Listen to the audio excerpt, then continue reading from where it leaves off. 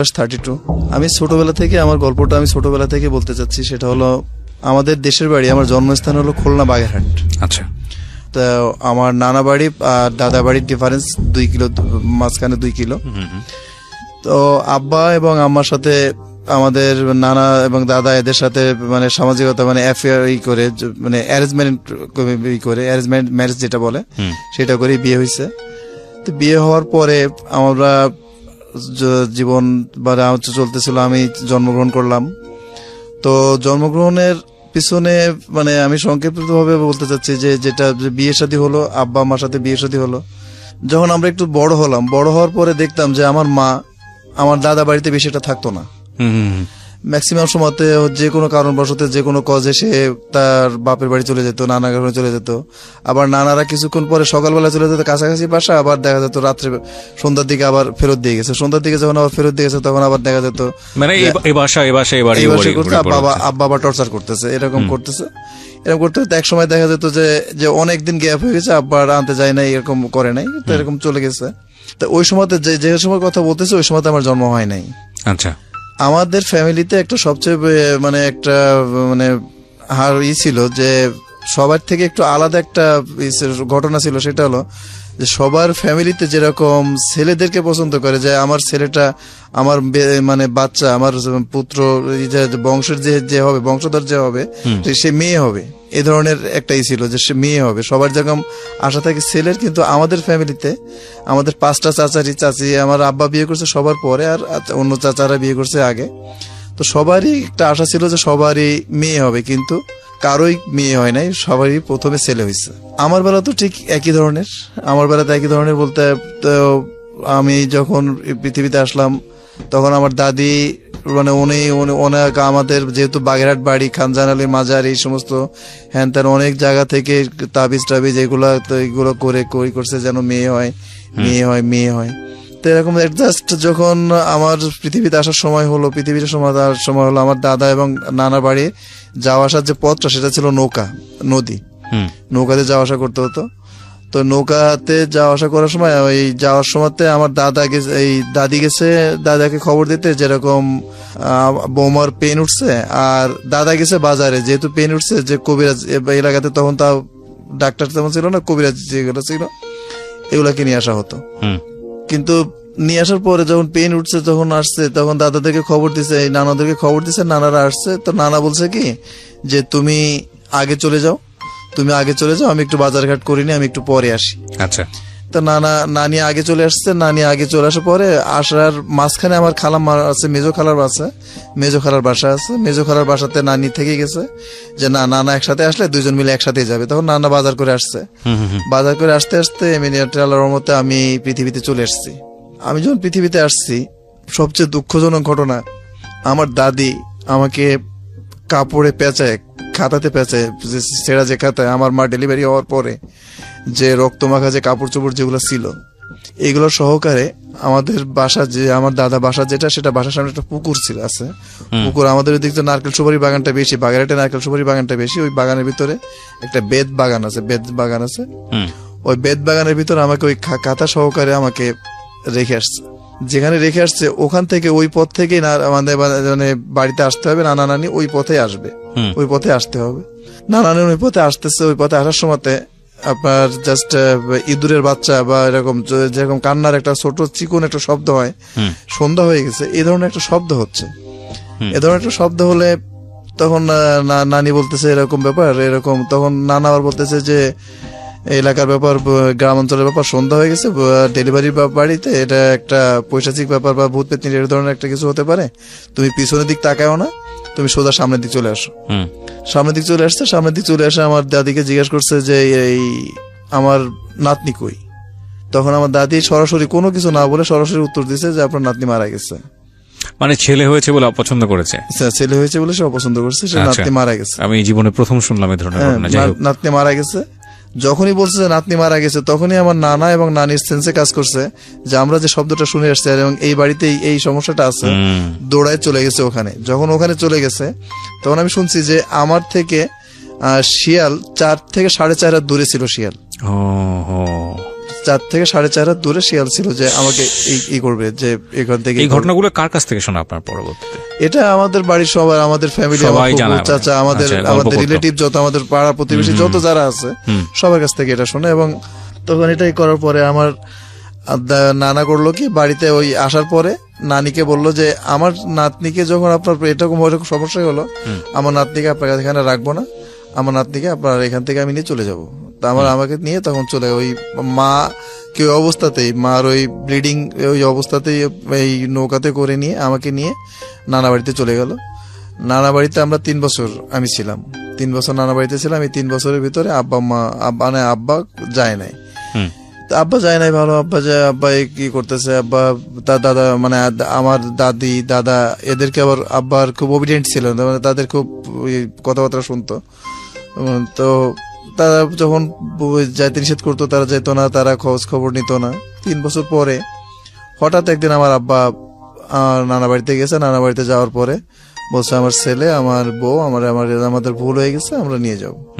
ঠিক আছে, নিয়ে যাবা। তখন নানা বলছে যে বাবা তুমি তো নিয়ে যাবো, আমি তোমার উপর তো কোনো নাই, তাহলে তুমি একটা কাজ করো, সেটা হলো যে আমি তোমার একটা চাকরির ব্যবস্থা করে দিতেছি, তুমি তোমার দাদা বাড়িতে, মানে ওই গ্রামটার নাম ছিল, আমার নানা বাড়ি গ্রামের নাম ছিল হাকিমপুর, আর দাদা বাড়ি গ্রামের নামটা ছিল সৈয়দপুর। আচ্ছা, তো বলছে তুমি তাহলে সৈয়দপুরে তুমি থাকো না, আমি একটা ব্যবস্থা করে দিতেছি, তো তুমি সেখানে তুমি চাকরিতে জয়েন করো। আচ্ছা আচ্ছা। ওই কথা বলার পরে আব্বাকে ওই অবস্থাতে, আব্বার যে একটা লুঙ্গি, একটা মানে লুঙ্গি বলতে একটা প্যান্ট পরা ছিল নাকি, যে একটা প্যান্ট আর ফতুয়া ধরনের যে ছিল, আর আমাকে নিয়ে আম্মাকে নিয়ে আব্বা আমাদেরকে নিয়ে চলে আসলো আপনার ভেড়ামারাতে, পাকশি ভেড়ামারাতে আপনার পিডিবিতে আব্বা নানা একটা চাকরির ব্যবস্থা করে দিল। তো এই চাকরিটা পিডিবিতে চাকরি করা অবস্থাতে এখানে মানে আব্বা অত্যন্ত লোভ করার পরে মানে এখানে যে তামার যে তারটার এগুলো হ্যানত্যান যেগুলো ছিল, এটা অন্য একজনের ইঞ্জিনিয়ারের সাথে যোগাযোগ করে এটা বিক্রি করে এখান থেকে চলে গেল। চলে যাওয়ার পরে এটা গোপন রাখার পরে তারপরে নানাকে বললো কি যে আব্বা আমার এই চাকরিটা ভালো লাগতেছে না, আমি অন্য একটা চাকরি, আপনি যদি পারেন তা আপনি একটু অন্য চাকরি। আর আমার নানাদের আরেকটু বলে রাখি, সেটা হলো যে আমার নানারা ছিল উচ্চবিত্ত, আমাদের মানে আমরা যেরকম নিম্নবিত্ত, কিন্তু আমাদের নানারা ছিল উচ্চবিত্ত ছিল, তাদের পারিবারিক অবস্থাটা ভালো ছিল, আমাদের চেয়ে বেশ ভালো ছিল, এবং তাদের আত্মীয় স্বজন গুলাও খুব প্রভাবশালী ছিল। তো তখন বিমানবন্দরে যে তখন ডিরেক্টর ছিলেন হারুন সাহেব, তো হারুন সাহেব তখন আমার নানার একটা আত্মীয় ছিল, তো ওনাকে বলে তখন বিমানবন্দরে একটা চাকরির ব্যবস্থা করে দিল মাস্টার হলে। তখন জয়েন করলো সৈয়দপুরে। আচ্ছা, রংপুর সৈয়দপুরে জয়েন করে তখন আমাদেরকে নিয়ে ওখানে মানুষ করলো, ওখানে আমরা গেলাম, আমরা বড় হলাম, আমরা টুকটাক করে আমি হলাম, আমার বোনটা তখন হয় নাই, এও চলতেছে, আমি লেখাপড়া, আমি স্কুলে ভর্তি হলাম। স্কুলে ভর্তি হওয়ার পরে আমি ক্লাস 4 পর্যন্ত আমি সৈয়দপুর পর্যন্ত পড়ছি। আমি পড়াশোনার পরে আমি সৈয়দপুর থেকে আব্বাকে ট্রান্সফার দিল হলো ঢাকাতে। আচ্ছা, এর ভিতরে একটা সার্কুলার হওয়ার পরে যে সিকিউরিটি, বিমানবন্দর সিকিউরিটিটা আবার একটু খুব সেনসিটিভ এবং খুব মানসম্মত চাকরি। জি, তা তখন আম্মাকে একটা অ্যাপ্লিকেশন করলো, আম্মা সরাসরি যে কোনো উপায়ে আম্মা সরাসরি সুপারভাইজার ইন্টারভিউ এগুলো করে আম্মা সরাসরি সুপারভাইজারের চান্স পেলো, এই বিমানবন্দর সুপারভাইজারের চান্স পেলো। আর আব্বার ওই বছরই উনি কমিউনিকেশন থেকে কমিউনিকেশন রেডিও অপারেটর হলো, ইসিআর এর কমিউনিকেশন রেডিও অপারেটর হলো। রেডিও অপারেটর হওয়ার পরে আব্বারও প্রমোশন হলো, আম্মারও প্রমোশন হলো। প্রমোশন হওয়ার পরে কমিউনিকেশনের প্রমোশনটা নিতে গেলে আপনার একটা ট্রেনিং হয়, এবং সিকিউরিটিতে আপনার নিতে গেলেও একটা ট্রেনিং হয়, এবং এই ট্রেনিংটা দিতে হয় আপনার সিঙ্গাপুর থেকে। আচ্ছা, এবং এটা বিশ্বের টোটাল ট্রেনিংটাই হয়, এটা যত ইয়ার সিভিল এভিয়েশনের যত অফিসই হোক সেটা দিতে হয় সিঙ্গাপুর থেকে। তো এই ট্রেনিংটা ছিল 1 বছরের। আচ্ছা, তো ইতিমধ্যে যখন সময় হয়, ট্রেনিংটা যখন যায় তখন 98। আপনার তখন বয়স কত? আমি তখন ক্লাস 8-এ পড়েন। আমি ক্লাস 8-এ। তো 98-এ হওয়ার পর 97 এর আপনার মার্চের 13 তারিখে সম্ভবত আমার বোনের জন্ম হলো 97-এ। আচ্ছা, অর্থাৎ 98-এর 23শে জানুয়ারি আমার বোনের বয়স 9 মাস 11 দিন। আচ্ছা, চিঠি আসলো, আসার পরে আম্মারও একসাথে চিঠি আসলো। তখন আব্বা বলতেছে কি, তখন আমরা কাওলাতে কাওলা পি টাইপে আমরা তখন থাকি। আর আমাদের একটা গরু ছিল, গরুটা আব্বা খুব আদরে, গরুটা বাগেরহাট থেকে নিয়ে আসছিল। তো যে গরুটা খুব আদরে ছিল, সাদা গরু ছিল, এবং ওকে ওই আপনার সেই ধবলি, যে ধবলির রান গোয়ালে সে আমিনার সেই গল্প, এই কবিতার মতো ওকে ধবলি বলে ডাকতো। তো যাই হোক, এটা পরে বলি। তো ওই গরুর গোয়ালটা সামনে ছিল, আর ওই পি টাইপ আমরা বাসা নিতাম। তখন আম্মাকে বললো কি যে আমার আম্মার নাম হলো আমেনা, আব্বার নাম হলো আব্দুল জলিল। তখন বললো কি যে আমেনা, তুমি 9 মাসের বাচ্চাকে রেখে তুমি কিভাবে সিঙ্গাপুর যাবা? এই বাচ্চাকে দেখবে কে? একে খাওয়া দাওয়া এর দায়িত্ব নিবে কে? এটা বলার পর কে বললো এটা? বাবা বলছে আপনার? আমার আব্বা বলছে, আমার দাদা, ফ্যামিলির ম্যাক্সিমাম। এমন মানে ওনার কি আসলে যাওয়ার প্রয়োজন ছিল কিনা? না, যাওয়ার প্রয়োজনটা এটা বলি যে এটা যাওয়ার প্রয়োজনটা, তার কোনো প্রয়োজনই ছিল না, কারণ তার ওই বছর তার প্রমোশনের কোনো সিস্টেম নাই। কিন্তু সে ডিরেক্টর প্লাস সুপারভাইজার ডিরেক্টরদের সাথে যোগাযোগ করে, মানে তারা এভাবে সিস্টেমটা করছে যে স্বামী স্ত্রী একসাথে গেলে তাদের জন্য সুবিধা হবে, তারা সিস্টেমটা এভাবে করে, আম্মা এইভাবে আর কি সবাইকে কনভিন্স করে এইভাবে সিস্টেমটা করছে। মানে আপনার বাবাও যাবে, সেও যাবে। তারপরে বলার পরে ওটা গেল, যাওয়ার পরে আম্মাকে কোনোভাবে শুনতে পারলো না। শুনতে না পারার পরে সরাসরি আপনার, এটা হয়তো আপনি জানবেন যে বাংলাদেশের অন্যান্য ডোমেস্টিক যে এয়ারপোর্ট গুলো আছে, ডোমেস্টিক এয়ারপোর্ট গুলার যিনি প্রধান থাকেন তিনি থাকেন ম্যানেজার, আর ঢাকা এয়ারপোর্টের তিনি চেয়ারম্যান।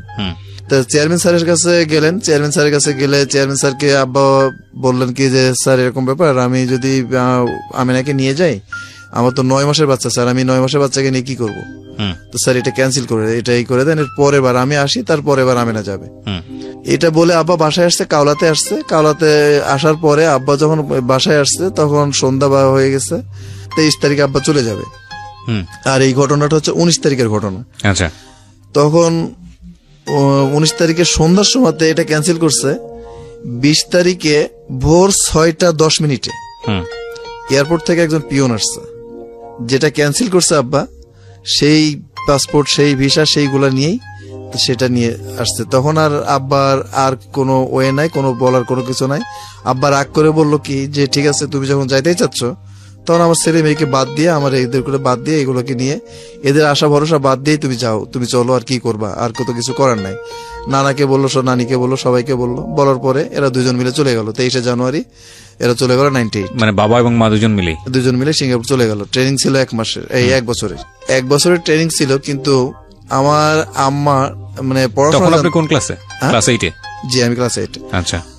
তখন আমার আম্মা আপনার পড়াশোনা জানতো, কিন্তু ওনার টেকনিক্যাল সাইডটা একটু মানে আউট নলেজটা একটু কম ছিল। তো এটা আমি মানে সঠিক এতটুকু জানি না, কিন্তু আমি এটা শুনছি আর কি, যে সিঙ্গাপুরে যে রুমটাতে থাকা হতো, এই রুমটা আপনার ওই যে যখন সুইচ অন করা হতো, সুইচটা যখন অন করা হতো তখন সিসি ক্যামেরা চালু হতো। আবার সুইচ যখন অফ করা হতো তখন সিসি ক্যামেরা অফ, মানে রুমে যদি কেউ না থাকতো তখন তালা মারি চলে যেত, তখন সিসি ক্যামেরা বন্ধ হয়ে যেত। কিন্তু এটা আমার আব্বা জানতো, আমার আম্মা জানতো না। ওকে। আর এই সমস্ত ব্যাপারে কোনো সময় আলাপ আলোচনা করে নাই, প্রয়োজন হয় নাই, করে নাই। আমার আব্বার সাথে যখন আমার মায়ের বিয়ে হয়, বিয়ে হওয়ার আগে একই গ্রাম থেকে একটু দূরে একটা ছেলের সাথে আমার মায়ের নাকি অ্যাফেয়ার ছিল। এটা কি আপনার যে গল্পটা আপনি করছেন, এটা আপনার শোনা গল্প নিশ্চয়ই? শোনা গল্প বলতে আমার কাছে মানে সিঙ্গাপুরে যে সে কাগজপত্রগুলো আছে, কিন্তু অ্যাফেয়ার টাইপের যেগুলো, সেগুলো আমার শোনা গল্প, মানে আমার দাদার কাছ থেকে এগুলো। আচ্ছা, ওকে, বলেন। এটা কিছুর জন্য তো এটা হলো যে দাদা করলো যে অ্যাফেয়ার ছিল। অ্যাফেয়ার থাকার পরে আমার আম্মা যখন আব্বার সাথে বিয়ে হলো, ওই লোকটার সাথে আমার নানা বিয়ে দিতে রাজি না। আমার নানা আমার আব্বার সাথে দিল।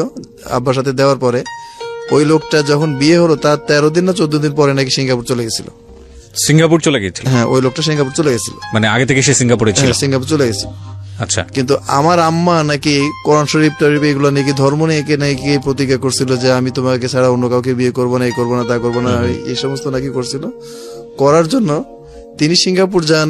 মানে আব্বা যেমন সিঙ্গাপুর যায় চাকরির জন্য, তার টার্গেট হলো ওই যে যার সাথে ছিল, এটার সাথে। আপনার মার টার্গেট ছিল হচ্ছে আলটিমেটলি ওর সাথে মিট করা। এবং ওই যে যখনই করতো, তখন যখন ঘরের ভিতরে আসতো মাঝে মধ্যে আব্বার সাথে, ট্রেনিং টাইমটা ছিল আপনাদের, এইটা শিডিউলটা ছিল সম্পূর্ণ আলাদা। মেয়েদের ট্রেনিং আলাদা হতো, ছেলেদের ট্রেনিংটা আলাদা হতো। এই সময়তে আপনার শিফটটি চেঞ্জ হতো। তো দেখা যেত যে আব্বা যখন যাচ্ছে তখন আম্মা থাকতেছে না, আম্মা যখন যাচ্ছে তখন আব্বা থাকতেছে না। ওখানে নাকি রবিবারে নাকি ওখানে আপনার হলিডেটা ছিল রবিবারে। তো যাই হোক, ওরা আব্বার সাথে মাঝে মধ্যে ওই লোকটার সাথে ক্রস হতো। যখন দেখা যাচ্ছে যে আব্বা অফিসের থেকে ট্রেনিং থেকে আসতেছে, আম্মা ট্রেনিং এ যাচ্ছে, আম্মা যখন ট্রেনিং যাচ্ছে তখন উনি সাথে যাচ্ছেন। তখন আম্মা বলতো যে, আব্বা জিজ্ঞেস করতো উনি কে, তখন বলতো উনি বাঙালি, বাংলাদেশ থেকে আসছে, আমাদের আগে থেকে পরিচিত, এখানে এসে পরিচয় হয়েছে। এটা বলার পরে এটাই হয়ে গেছে। হওয়ার পরে আমাকে মাফ করবেন আপনারা, সেটা হলো যেহেতু আমি তার গর্ভে ছিলাম, তারপরেও না বলে পারতেছি না। এই 8 মাস যখন চলে যায়, 8 মাসের সময়, 8 মাস যখন আব্বা যখন রিটার্ন আসে তার 3 থেকে 4 দিন আগে আম্মা এবং ওই লোকটাকে সে সম্পূর্ণ মানে অপ্রস্তুত অবস্থাতে সে দেখে বলতে কি মানে নিজের চোখে দেখে নাকি সিসি ক্যামেরায় ধরা না, নিজের চোখেই দেখে যে তার মানে গায়ে কাপড়টা নাই, শাড়িটা নাই। সেটা আমরা বুঝতে পারছি, আপনি অপ্রস্তুত অবস্থা বলতে সেটা বুঝিয়েছেন, বাট সিচুয়েশনটা কিভাবে ধরা পড়লো আসলে? সে নিজের চোখে দেখলো যে মানে অপ্রস্তুত অবস্থাতে, এবং মানে যেভাবে একটা ছেলে একটা মেয়ের সাথে মেলামেশা করে জাস্ট এভাবেই দেখতে পারো। দেখেছে কোথায়? আপনাদের বাসাতে দেখেছে? সিঙ্গাপুরের বাসাতে দেখেছে? সিঙ্গাপুরের বাসাতে দেখেছে আব্বার সরাসরি। ওকে। দেখার পরে আব্বা কিছু ওনাকে কিছু না বলে, আব্বা আপনার ওখানকার যে কেয়ারটেকার যিনি ছিলেন, কেয়ারটেকার কে যে বললো কি যে এরকম ব্যাপার, আমার পাসপোর্ট, আমার অফিস পারমিট যেটা, এটা আমি পাচ্ছি না, তা আপনারা এই করেন, আমার এটা পাচ্ছি না, আপনারা আমাদেরকে এই আমার আপনার ক্যামেরাটা একটু দেন, ক্যামেরাটার যে সিডিটা যেটা আছে এই সিডিটা একটু দেন, এটা আমাকে দেখতে হবে যে রুমে কেউ আসছিল কিনা, এবং এটা রুম থেকে হারাইছে না আমার অফিস থেকে হারাইছে। মানে চোখে তো দেখেছেন উনি, তারপরে উনি ক্যামেরার কথা কেন বলতে চাচ্ছিলেন? মানে উনি আরো প্রমাণ চাচ্ছিলেন যে এর আগে কি হয়েছে।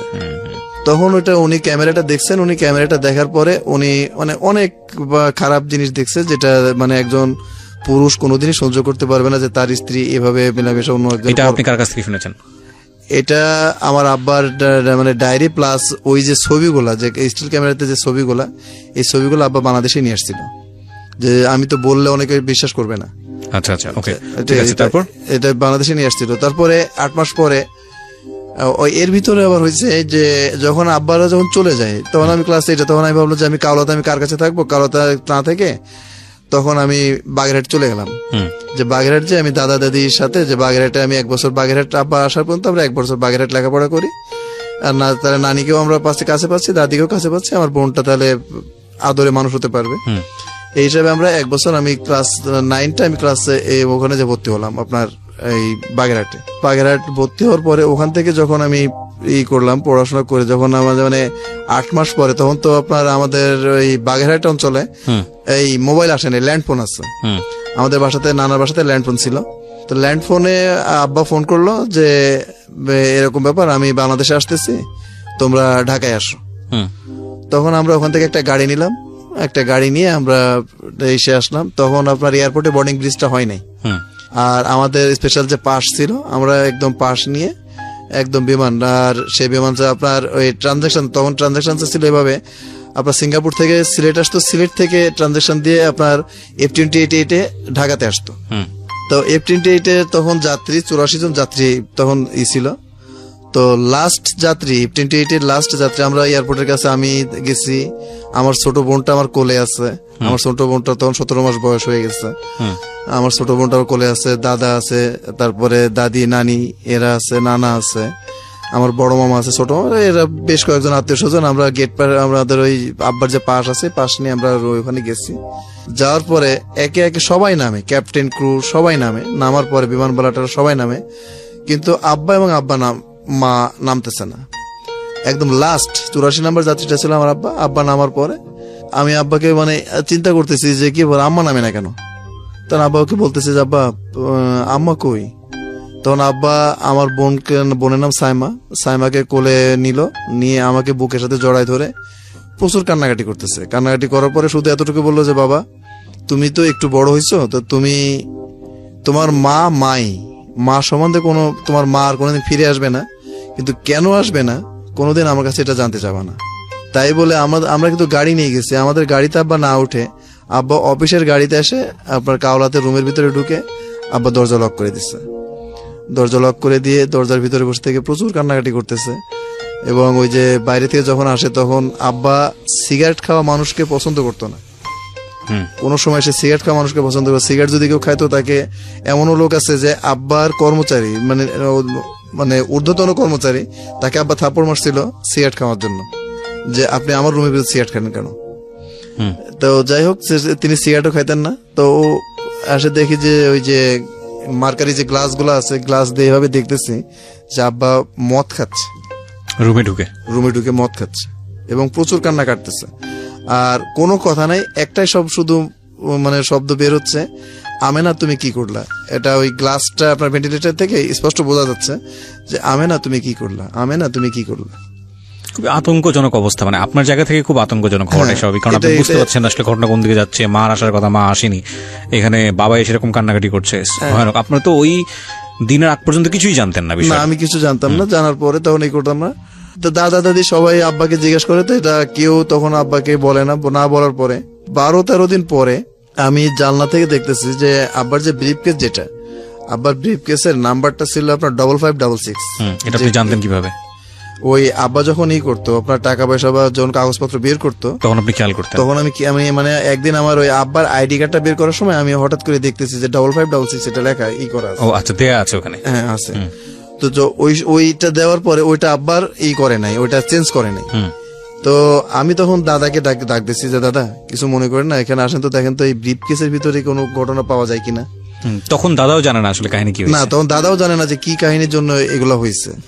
শুধু এতটুকু বলছে যে সে আর আসবে না, শুধু এতটুকু বলছে। তখন দাদা আসলো, দাদা আসার পরে রুম বন্ধ করে দিল। দেওয়ার পরে দাদা দেখলো কি যে এরকম ব্যাপার, আপনার ওই মানে অনাকাঙ্ক্ষিত যে ছবিগুলা, সেই ছবিগুলা। তখন নানাকে ফোন করলো, নানাকে ফোন করে নানাকে সমস্ত ঘটনাগুলো বললো যে দেখেন এই সমস্ত ব্যাপার এইগুলো হয়েছে, আপনি যে ছেলের সাথে বিয়ে ঠিক করছিলেন সেই ছেলের সাথে সে থেকে গেছে। থেকে যাওয়ার পরে তখন এই করতেছে, এবং ওই সময় তো তার ট্রেনিং ছিল। তখন আব্বা এখানে আসার পরে চেয়ারম্যান স্যারকে, এই বিমানবন্দর চেয়ারম্যান স্যারকে বললো যে স্যার এই ঘটনা এটা হয়েছে। তখন চেয়ারম্যান স্যার ওই যখন এই ঘটনাটা বললো তখনই আপনার একটা কমপ্লেন সিঙ্গাপুর পাঠালো। সিঙ্গাপুর পাঠানোর পরে তার চাকরি ওখান থেকে বাদ হয়ে গেল, সিভিল এভিয়েশন থেকে তার চাকরি বাদ হয়ে গেল, আমার চাকরি বাদ হয়ে গেল। আর ওই লোক চাকরি করতো আপনার শিপে চাকরি করতো। তখন ওই লোকের সাথে আপনার শিপে জব করতো, ওরা মনে হয় দুজনে মিলে পরে শিপে জয়েন করছে। তো জয়েন করার পরে পরবর্তীতে আস্তে আস্তে সংসার চলতেছে। সংসার চলার পরে ওখানে করার পরে ওখানে 2টা বাচ্চা হয়েছে। আমি সংক্ষেপে বলতেছি যে ওখানে 2টা বাচ্চা হয়েছে। বাংলাদেশে আসেনি ওর পরে? বাংলাদেশে আসছে কিন্তু ওই মোমেন্টে আসে না। আম্মা প্রায় আমাদের সাথে মানে 98 আপনার আম্মার সাথে আমার দাদের লাস্ট দেখা হয়েছে 7-এ। এই 98 উনি গেছে বাংলাদেশ থেকে গেছে 98, আর আমাদের প্রথম 98 পরে আমাদের দেখা হয়েছে 7-এ। তখন ওনার একটা বাচ্চা, একটা ছেলে। এবং 13-তে যখন দেখা হয়েছে তখন ওনার আর একটা বাচ্চা, তখন মেয়ে। তখন আমার বোন যেটা, এই বোনটা মানে সবার কথা শুনতে পারতো, কিন্তু আমার এই মায়ের কথা কোনোভাবেই তার সামনে বললে সে একই কথা যে তুমি এমনকি যদি মায়ের কোনো গানও শেখা হয় সরাসরি গানটা অফ করে দেয়, টিভিতে হোক যেখানে হোক, বা ওই মায়ের কোনো কথা হলে সেখান থেকে সে করে। আর সে সরাসরি মা বলে না, ডাইরেক্ট আমার মাকে বলেছে ডাইনি, যে ডাইনি সন্তানদেরকে খেয়ে ফেলছে, এরকম কথা বলে সে তাকে অপছন্দ করে। তো এরকম সময়তে আব্বা যখন সে বাংলাদেশে আসে, আম্মা যখন বাংলাদেশে আসে তখন আমরা বুঝতে পারি না যে সে বাংলাদেশে আসে, কিন্তু বাট যখন রিটার্ন যায় তখন যখন চাকরি করতো, তখন ওই ওখানকার যারা স্টাফ যারা ছিল আম্মার সাথে যখন চাকরি করতো, তখন তারা আমাদেরকে ফোন করে বলে কি যে তোমার আম্মু তো চলে যাচ্ছে, তো তোমরা কি দেখলে আসো, এয়ারপোর্টে আসো, ইমিগ্রেশন হতে তো বেশ সময় লাগবে, তো তোমরা আসো।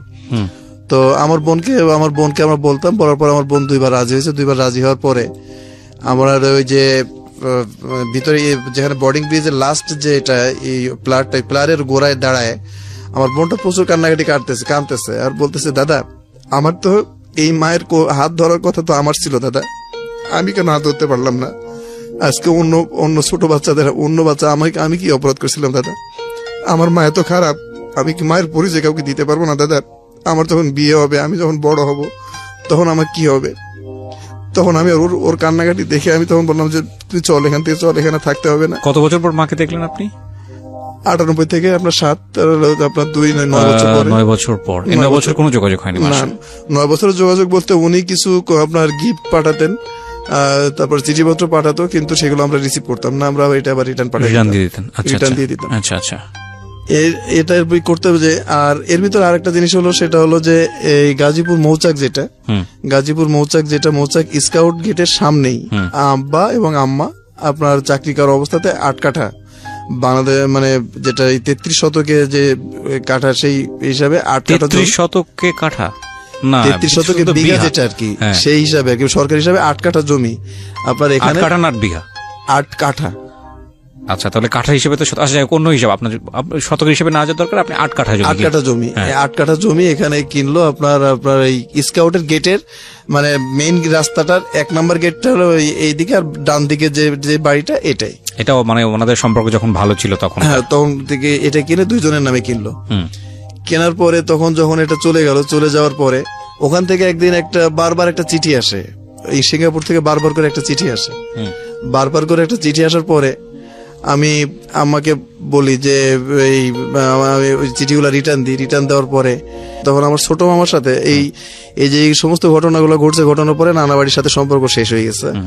শেষ হয়ে যাওয়ার পর কিন্তু আমার ছোট মামার সাথে আমাদের একটু কথাবার্তা চলতো, মানে আমার চলতো। ছোট মামাকে খুব আদর করতো, উনি কুয়েতে থাকে এখন। তো ছোট মা বলতেছে বাবা দেখো না তোমার মার তেমনও কোনো বিপদ হতে পারে, তা চিঠিটাতে কি লিখছে এটা একটু তুমি, আমি পড়তেছি তুমি শোনো। তখন ওই চিঠিতে লিখছে যে বাবা জাহিদ আমি তো জীবনে একটা ভুল করছি যে সংসার ছেড়ে আসছি, তো তোমরা যদি বাবা এই জমিটা যদি তোমরা না ছাড়ো তাহলে আমার এই সংসারটা, আমি যে এখন যে সংসারটা করতেছি এটাও আমার টিকবে না, আর এই সংসারটা যদি আমার না টিকে আমি কোথায় যাব। মানে জমিটা চাচ্ছে, সে জমিটা চাচ্ছে, মানে ওই যে লোক যে বিয়ে করছে সে প্রেশার ক্রিয়েট করছে তার উপরে যে এই জমি আমাদেরকে, মানে মায়ের জমিতে আমরা পাবো 4 জন, ওখানে হলো 2 জন, আমরা হলো 2 জন, কিন্তু সে আমাদের 2 জনকে দিবে না, সে টোটাল ওনাকে দিবে। আচ্ছা এই কথাটা আব্বার কানেও যায়, আব্বা শোনে। আব্বা শোনার পর আব্বা মানে একটু খারাপ ভাবটাই বললো যে বাবা যে রাস্তাঘাটে চলতেছো, চলার সময় তো অনেক সময় পায়খানা প্রস্রাবও লাগে, দেখা যাচ্ছে যে তুমি ওই বাড়ির সামনে যাই তোমাকে প্রস্রাব করতে হচ্ছে, তুমি যদি মরেও যায় রাস্তার পরে পড়ে মরে যাও, কিন্তু বাবা তুমি ওই জমির ভিতরে, আমি যতদিন বেঁচে আছি ততদিন তুমি ওই জমির ভিতরে যাবে না। তোমার মাকে বলে দাও যে ওই জমি যা খুশি সে করতে পারে, যখন খুশি তখন সে নিতে পারে, আমি জমিতে কোনোদিন যাবো না। এটা হলো মৌচাকের জমি, এখনো জমিটা আছে, সেখানে তারা ই করছে, বাড়ি করছে। তার অংশের সাথে তারা মানে যে 4 কাঠা।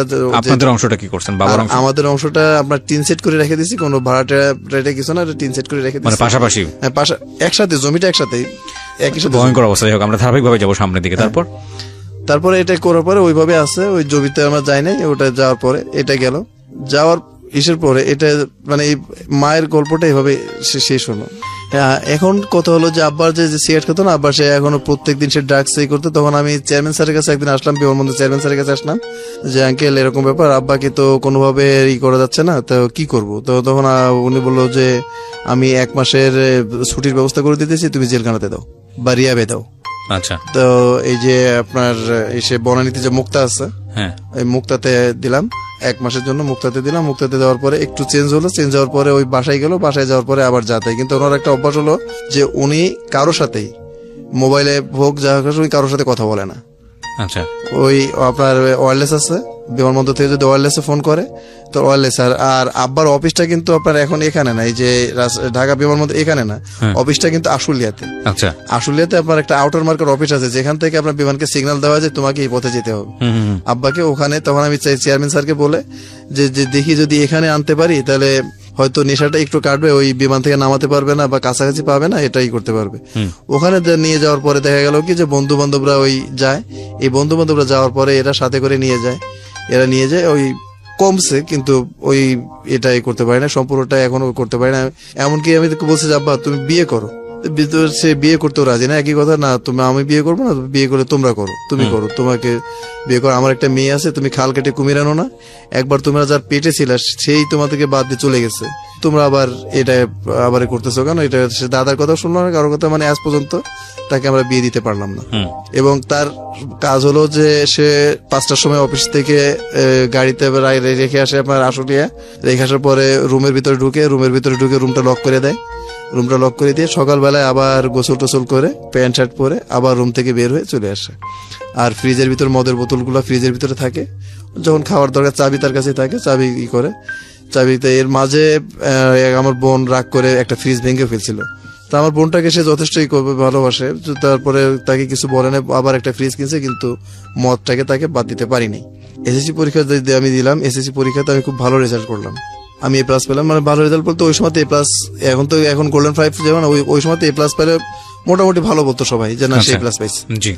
তো A+ পেলাম। A+ পাওয়ার পরে রাজশাহীতে, এর ভিতরে আবার ঘটনা হলো, এর ভিতরে আবার একটা ঘটনা হলো যে বাড়িতে মানুষের সাথে দেখা হলে জিজ্ঞাসা করে যে কিরে তুই কেমন আছিস বা তোরা কেমন আছিস, তোরা কি করতেছিস। কিন্তু আমার বোনটার সাথে যখন দেখা হতো তখন ও সবাই জিজ্ঞেস করতো তোর মা কোথায় আছে।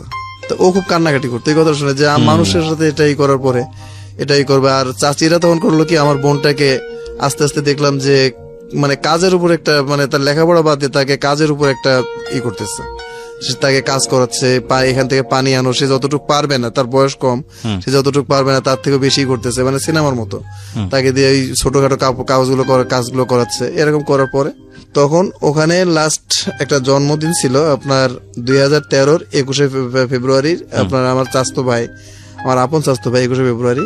তো এখানে 400 মানুষের অ্যারেঞ্জমেন্ট ছিল। 400 মানুষের অ্যারেঞ্জমেন্ট ছিল। তো 400 মানুষের অ্যারেঞ্জমেন্ট ছিল। তো আমি আমার মানে ওই বাড়ি থেকে কেউ কোনো চাচা ছেলেরা জমির কাজ করতো না, কিন্তু আমার একটা ছোটবেলা থেকে আমি জমির উপরে যেহেতু আমার একটা নেশা ছিল, তো আমি তখন করতাম কি, আমার আর একটা নেশা ছিল কি যে আমি সবসময় টি শার্ট গায়ে মানে বেশি পছন্দ করতাম। টি শার্ট এবং নেভি ব্লু প্যান্ট বা যে কোনো প্যান্ট এবং একটা গামছা, এটা নিয়ে আমি জমিতে কাজ করতে গেছি। তো কাজ করে আসতে আমার মোটামুটি 4টা 4:30 বেজে গেছে। এর ভিতরে অনুষ্ঠান যে হয়েছে, অনুষ্ঠান হওয়ার ভিতরে আমি জানি যে বাড়িতে আমি যেহেতু কাজ করতেছি, পানি সেচ দিচ্ছি, ইরিগেশন চলতেছে, যে কারেন্ট যদি না থাকে তা সেচের সমস্যা হতে পারে। তা আমি পরে যাই, খাওয়া দাওয়া তো পরেও করা যাবে। আমি বাসায় গেছি। বাসায় যাওয়ার পরে তখন 450 মানুষেরই এখানে আপনার আইটেম ছিল আপনার মুগের ডালের সাথে হলো চর্বি, আর হলো মুরগির রোস্ট, গরুর মাংস, এবং যারা গরু খায় না তারা খাসি। তো সবাই খাওয়া দাওয়া করছে। সবাই খাওয়া দাওয়ার পরে আমার রুমের ভিতরে একটা গাবলার ভিতরে একটা বাটিতে করে একটু আপনার মুরগির রোস্ট দেয় নাই, আপনার এমনি মাংস দিছে, আপনার মুগের ডাল দিছে, দিয়ে একটা গাবলাতে করে আমার রুমের ভিতরে খাবারটা দিয়ে গেছে আমাদের 2 ভাই বোনের জন্য।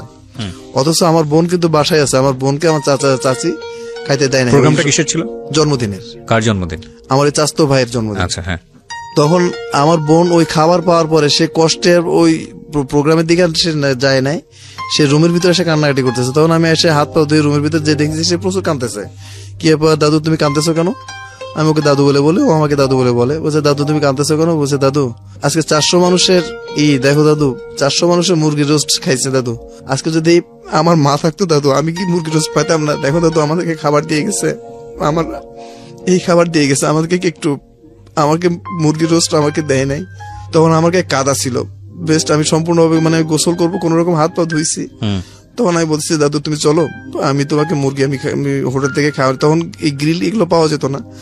তো আমি তখন হোটেলে আসলাম। হোটেলে আসার পরে ওকে মুরগি নিলাম। ওকে মুরগি নেওয়ার পরে ওকে বললাম যে তুমি যতক্ষণ পারো ততক্ষণ তুই মুরগি খাও। তো আমার একটা ফ্রেন্ড ছিল ওই সময়, আমার একটা ফ্রেন্ড ছিল আলম নাম। তখন আমাকে জিজ্ঞেস করলো তোর কি হয়েছে? তখন আমি বললাম যে দেখ এই ঘটনা ঘটছে। তখন আমার বোনটাকে ও বাড়িতে পাঠাই দিল। পরে ও আমাকে বললো কি যে চল এক জায়গায় ঘুরে আসি, তোর মনটা ভালো লাগবে। তারপর আমি তো গোসল টোসল করি নাই, আমার গায়ে কাদা, তো ওকে তাহলে আমি বাসায় রেখে আসি, তারপরে গোসলটা করে আসি। বলছে গোসল করা লাগবে না, তুই মোটরসাইকেল নিয়ে যা, তুই ওকে রেখে আসি, তুই কর। তো আমাকে রেখে আসলো, ওকে রেখে আসলাম। রেখে আসার পরে আলম আমাকে নিয়ে গেল আপনার একটা মানে জীবনের প্রথম ভুল যেখান থেকে শুরু হলো, এটাই হলো প্রথম ভুল যেটা শুরু হলো, সেটা হলো সে আমাকে নিয়ে গেল একটা ড্রাগসের একটা জায়গাতে যেখানে হিরোইন সেবন করা খাওয়া হয়। কোন ক্লাসে পড়তেন ওই সময়টাতে? ওই তখন আমার এসএসসি হয়েছে, আমি inter first year. Inter first ইয়ারে। ওকে। আপনার বোন তখন, আপনার বোনের সাথে আপনার বয়সের ডিফারেন্স কত? আমার বোনের সাথে আমার বয়সের বেশি না, মাত্র 2 বছর। ও পড়াশোনা করছে তখন?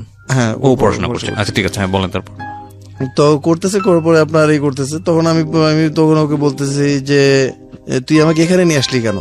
তখন বলছে তুই একটা কাজ কর, তুই কিছু মনে করিস না, তুই আমাকে শত্রু ভাবিস না, তোর যে কষ্ট সেই কষ্টটা আমি বুঝতে পারতেছি। তখন আমাকে বললো কি যে আমি যেভাবে টান দেব তুই জাস্ট এভাবে টান দিবি, তাহলে তোর আর যে বাড়িতে যে ঘটনা তোর ঘটছে এই ঘটনা তোর আর মনে থাকবে না, তোর আর থাকবে না। তা ও যেভাবে করলো, করার পরে আমাকে বলার পরে ও সব রেডি করলো। রেডি করার পরে নতুন টাকা দিয়ে বা সবকিছু তৈরি করার পরে আমি প্রথম একটা টান দিলাম। টান দেওয়ার পরে আমি সকালবেলা খেয়ে দিয়ে আমি জমিতে গেছি। তারপরে আমার বাসায় এসে আমি কিছু খাইনি, কিন্তু টান দেওয়ার সাথে সাথে আমার প্রচুর পরিমাণ বমি হলো। বমি হওয়ার পরে ও কিছুক্ষণ পরে আমাকে ঠান্ডা পানি, তারপর একটা ডাব, এগুলা খাওয়ানোর পরে দ্বিতীয় টানটা যখন আবার দিল তখন আর বমি টমি আর হলো না। এভাবে আমি 3-4টা টান দিলাম। আমি 3-4টা টান দেওয়ার পরে, তার মানে আপনি কি হিরোইন সেবন করলেন? হ্যাঁ, সেবনটা করলাম। সেবনটা করার পরে তখন সত্যি সত্যি আমার মনে হচ্ছে যে আমার কোনো কষ্ট নাই, আমি কেমন যেন আমি উঠতেছি, এরকম একটা, যে আমি আমার পা মাটিতে নাই, আমি যে আমার কিছু হয় নাই, আমার এরকম একটা চিন্তা ভাবনা হচ্ছে। পরের দিন আবার ডাকলো, আবার গেলাম, আবার যে খেলাম। দ্বিতীয় দিন মানে এইভাবে 3 দিন আমি খেলাম। 3 দিন খাওয়ার পরে দেখি যে আমার প্রচুর পরিমাণ মানে না ওই সময়টায় প্রচুর পরিমাণ হাসি আসতেছে, আর গায়ের ভেতর কেমন যেন একটু চুলকানি এরকম লাগতেছে। তখন আমি একজনকে জিজ্ঞেস করলাম কি ব্যাপার, আমার কেমন চুলকাচ্ছে কেন? তো তখন আমাকে বললো, তোরে আমি আলমের সাথে দেখলাম, তুই কি আলমের সাথে টঙ্গাবাড়ি গেছিলি? তো বলছে হ্যাঁ, আমি তো টঙ্গাবাড়ি গেছিলাম। তা আলম কি তোরে কিছু খাওয়াইছে? তো বলছে হ্যাঁ খাওয়াইছে, কিন্তু আমি জাস্ট এভাবে করছি যে ওই সময়তে আপনি আর বিশ্বাস করবেন না যে আমি হিরোইন জিনিসটা ওই আলমের সাথে ওইটাই ফার্স্ট দেখছি, আমি আগে কোনো সময় হিরোইন দেখিনি। আচ্ছা, তা আমি বলছি আমাকে এই জিনিস এইভাবে খাওয়াইছে, এটাই করছে, করার পরে আমাকে করছে। তখন বলছে যে কাল থেকে আলমের সাথে যাওয়ারও দরকার নাই, এটা বাদ, এটাই করবি না।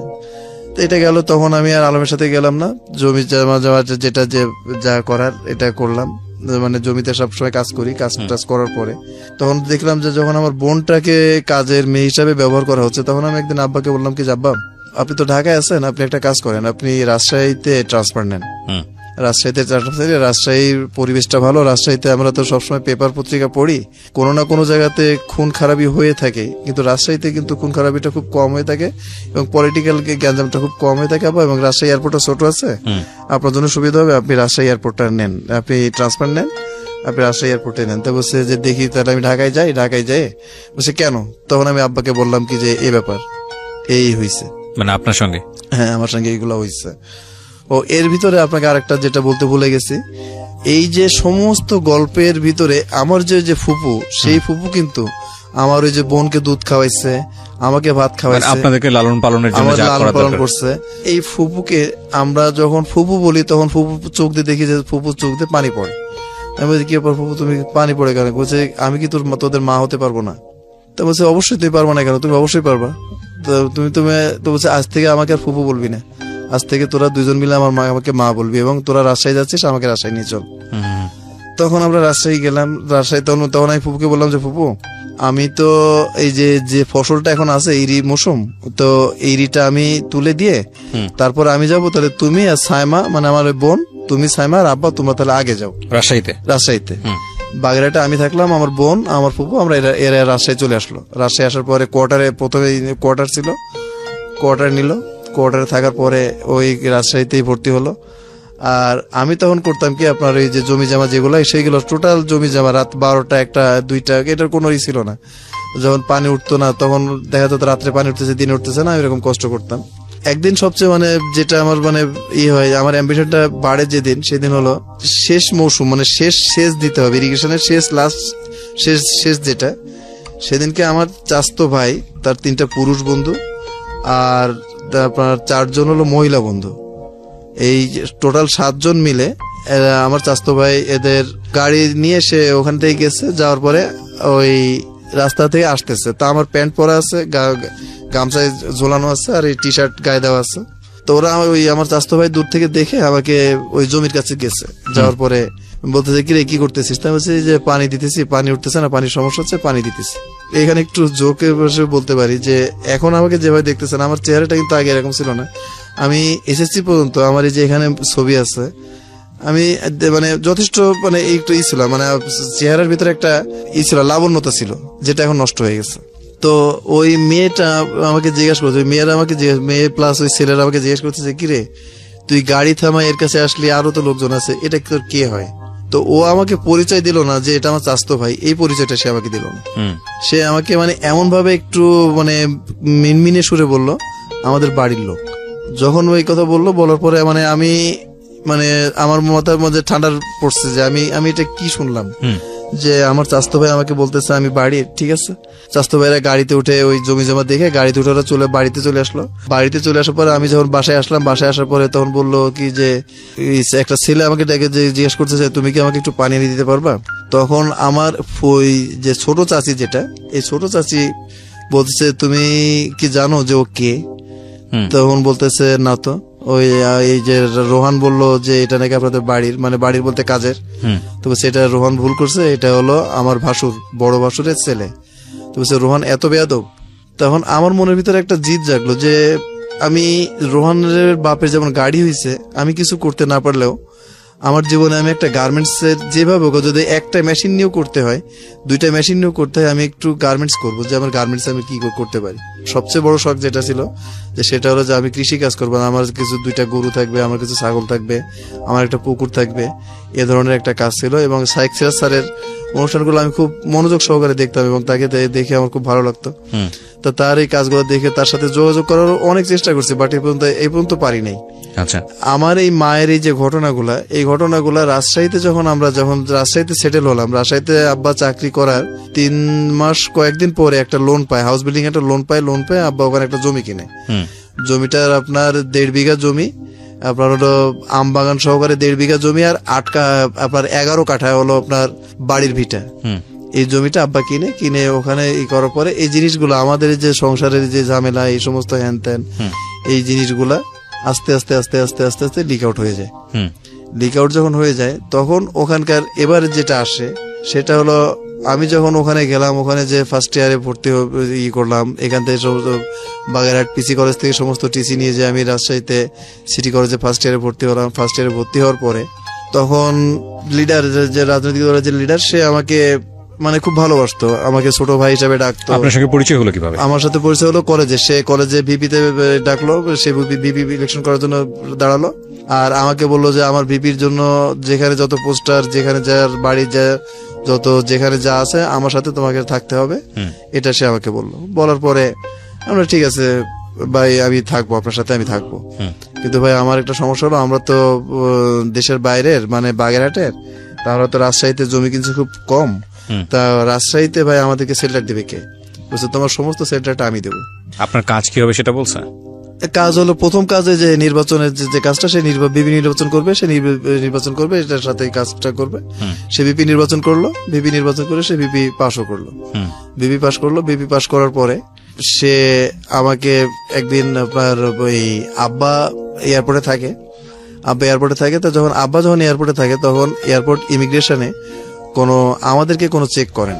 সে একদিন আমাকে একটা ব্রিফ কেস দিল যে জাহিদ, আমি ওই এমপি সাহেবের সাথে দেখা করতে ঢাকায় যাচ্ছি, তো তুমি আমার সাথে চলো। তখন আমি বললাম কি যে চলেন। তো বলছে বিমানের ভাড়া আমি দেবো। তখন আমি বলছি আমাদের তো বিমানের ভাড়া লাগে না, আমাদেরকে 50% দিলেই হয়, আপনি আপনারটা কাটেন আর আমাকে 50% টাকাটা দিন, আমি 50% টাকা দিলে আমি বিমানের টাকার টিকিট আমি কাটতে পারবো। তো সে আমাকে একটা ব্রিফ কেস বলতেছে যে আমি তো তোমার বড় ভাই, মানে যোগ করে সে বলতেছে যে আমি তো তোমার বড় ভাই মানে আমি তো তোমার বস, তো বস ব্যাগ নিয়ে যাবে আর তুমি খালি হাতে যাবে, এটা কি দেখতে ভালো লাগবে?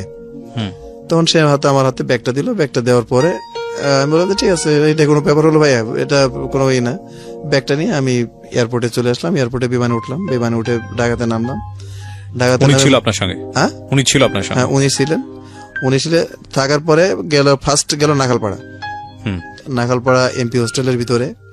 এমপি হোস্টেলের ভিতরে ঢুকে ওখানে আপনার 9.9 যেটা এটার আপনার কতটা বুলেট ছিল তা জানি না, কিন্তু প্রথম কথা হচ্ছে আপনিও তো জানতেন না এখানে কি আছে। না, আপনি কিভাবে কি হলো আপনার সামনে, ফার্স্ট কিভাবে জানলেন, কি করলো আমাকে ডিটেইল বলেন। এটা আমি যখন এটা করলাম, যখন ওখানে গেলাম, যাওয়ার পরে যে এমপি সাহেব ছিলেন, ওই এমপি সাহেব সরাসরি আমাকে ডাক দিলেন।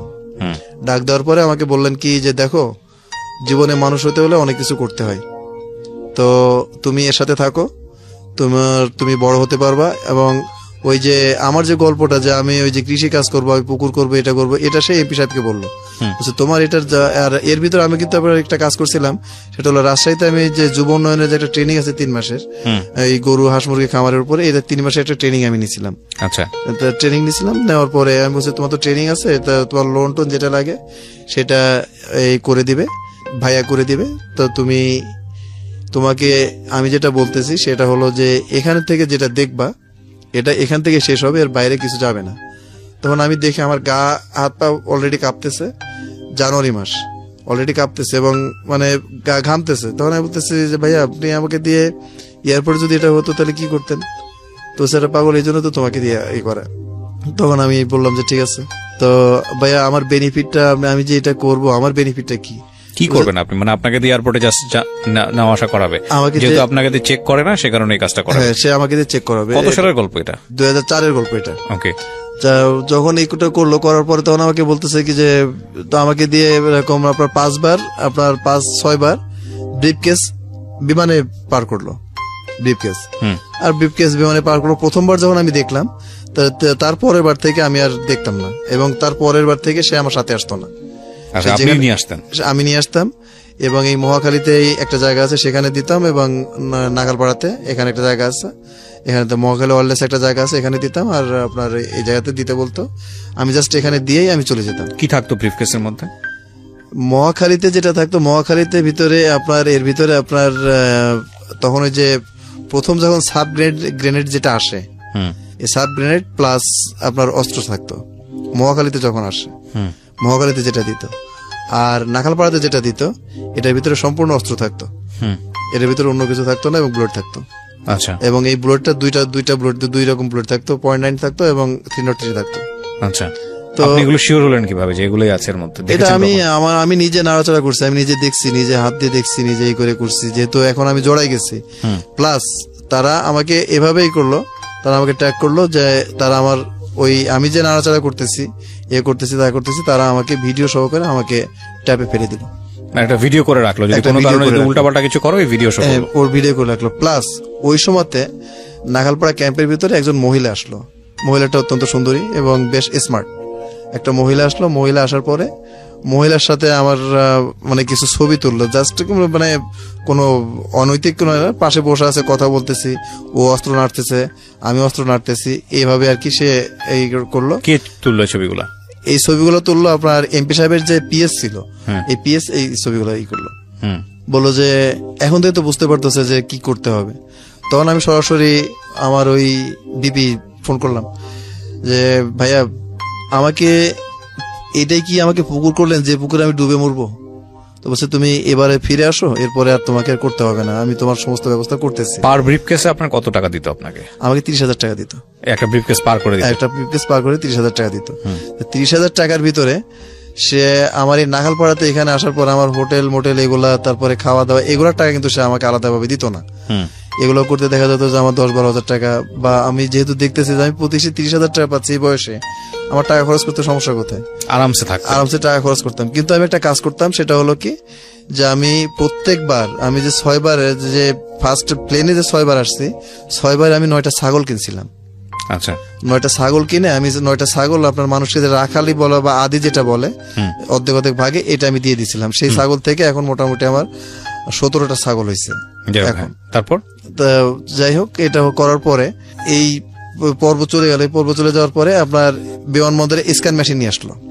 বিমানবন্দরে যখন স্ক্যান মেশিন নিয়ে আসলো, তখন আমাকে এই পর্ব থেকে আমাকে বলেছে এটার দরকার নাই, এখন ট্রেনে যাতায়াত করতে হবে, বাসে যাতায়াত করতে হবে। তো ট্রেন বাসে যাতায়াত করতে হবে, ঠিক আছে, ট্রেন বাসে যাতায়াত করতে হবে, কোথায় যাতায়াত করতে হবে? তো মহাখালী ওয়্যারলেসে যেটা কথা বলতেছি, যে এই লোকটা এর কাছে আপনার করতো কি, আপনার ওই আমার অস্ত্র তখন বাদ হয়ে গেল, তখন আসলো ফেন্সিডিল আর হলো আপনার ওই যে হেরোইনের ডাইরেক্ট প্যাকেট, ওই ছোট ছোট পোটলা না, ডাইরেক্ট প্যাকেট আসতো। এটা কি আপনাকে ব্রিফকেস দিত নাকি আপনাকে নিয়ে আসতে হতো? না, এটা ব্রিফকেসের ভিতরে আনতাম না, এটা শরীরের সাথে আসতো। কিভাবে করতেন? এটা আপনার একটা আছে, আপনার এই একটা জ্যাকেট তৈরি করতে হয়, একটা জ্যাকেট তৈরি করতে হয়। একটা জ্যাকেটে আমার যে আপনার সোর্সটা কি, মানে এগুলো আপনাকে দিত কে?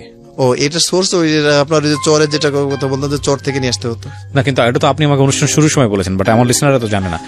আপনার যেটা হচ্ছে অস্ত্র স্মাগলিং এর সঙ্গে আপনি জড়িত ছিলেন, সেটা আপনাকে প্রোভাইড করতো আপনার কলেজের ভিপি, আপনি যেটা বলতে চাচ্ছেন।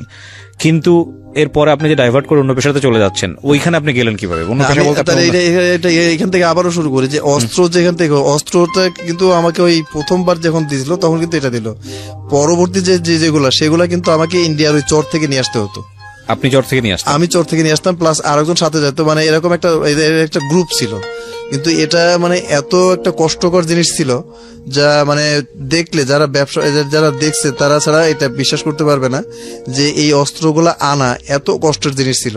রাত্রের বেলায় আপনার যে ট্রাকের যে টিউবটা আছে, ট্রাকের টিউবটা ফোলানো হতো বাতাস দিয়ে, হাওয়া দিয়ে ট্রাকের টিউবটা ফোলানো হতো, এবং এই ট্রাকের টিউবে সাঁতার কেটে আপনার ইন্ডিয়া থেকে বাংলাদেশে আনা হতো।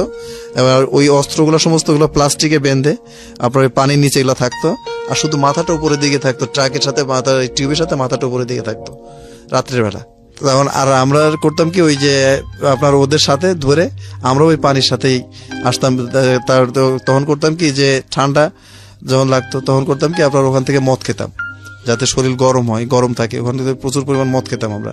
মদ খেয়ে যারা নিয়ে আসতো এরা মদটা খেত কম, যাতে আমাদেরকে কন্ট্রোল করতে পারে।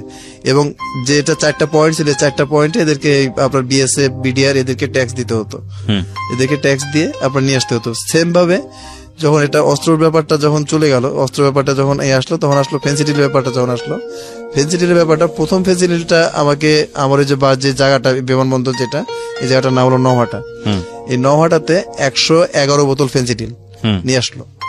তো একটা মানুষের শরীরে এখান থেকে শুরু করে হাঁটু পর্যন্ত 80 বোতল, মানে আমার যে শরীর, আমার যে লেন্থ, আমার লেন্থে আমি 80 পিস আপনার আমার শরীরে নিব। একটা জ্যাকেট আছে, এই জ্যাকেটটা তৈরি করতে হয় এরকম একটা করে চেম্বার করে ওর ভিতরে ঢুকাই দিয়ে তার উপরে যে আপনার জ্যাকেট গায়ে দেন, চাদর গায়ে দেন, যেটা গায়ে দেন সেটা দিয়ে এটা করে। কিন্তু আমার শরীরে আমি 80 পিস পর্যন্ত আমি আনতে পারতাম। আচ্ছা। তো আনার পরে আমি 2টা থেকে 3টা ট্রিপ দিছি। 3টা ট্রিপ দিলে এই সময় তো আমাকে আগে যে 30,000 টাকা যেটা দিত, সেটা আমি বললাম কি যে ভাই আমাকে টাকাটা একটু বাড়াই দিতে হবে, আমার সংসারে এরকম সমস্যা হচ্ছে, আমার বোনটা বড় হচ্ছে, আপনি তো জানেন যে আমার মা এরকম সমস্যা, আর আব্বা তো সংসারে টাকা পয়সা দিতে পারতেছে না, তো আপনার আমাকে একটু হেল্প করে আমার টাকাটা একটু বাড়াই দিতে হবে, তা নাহলে আমি এটা পারতেছি না।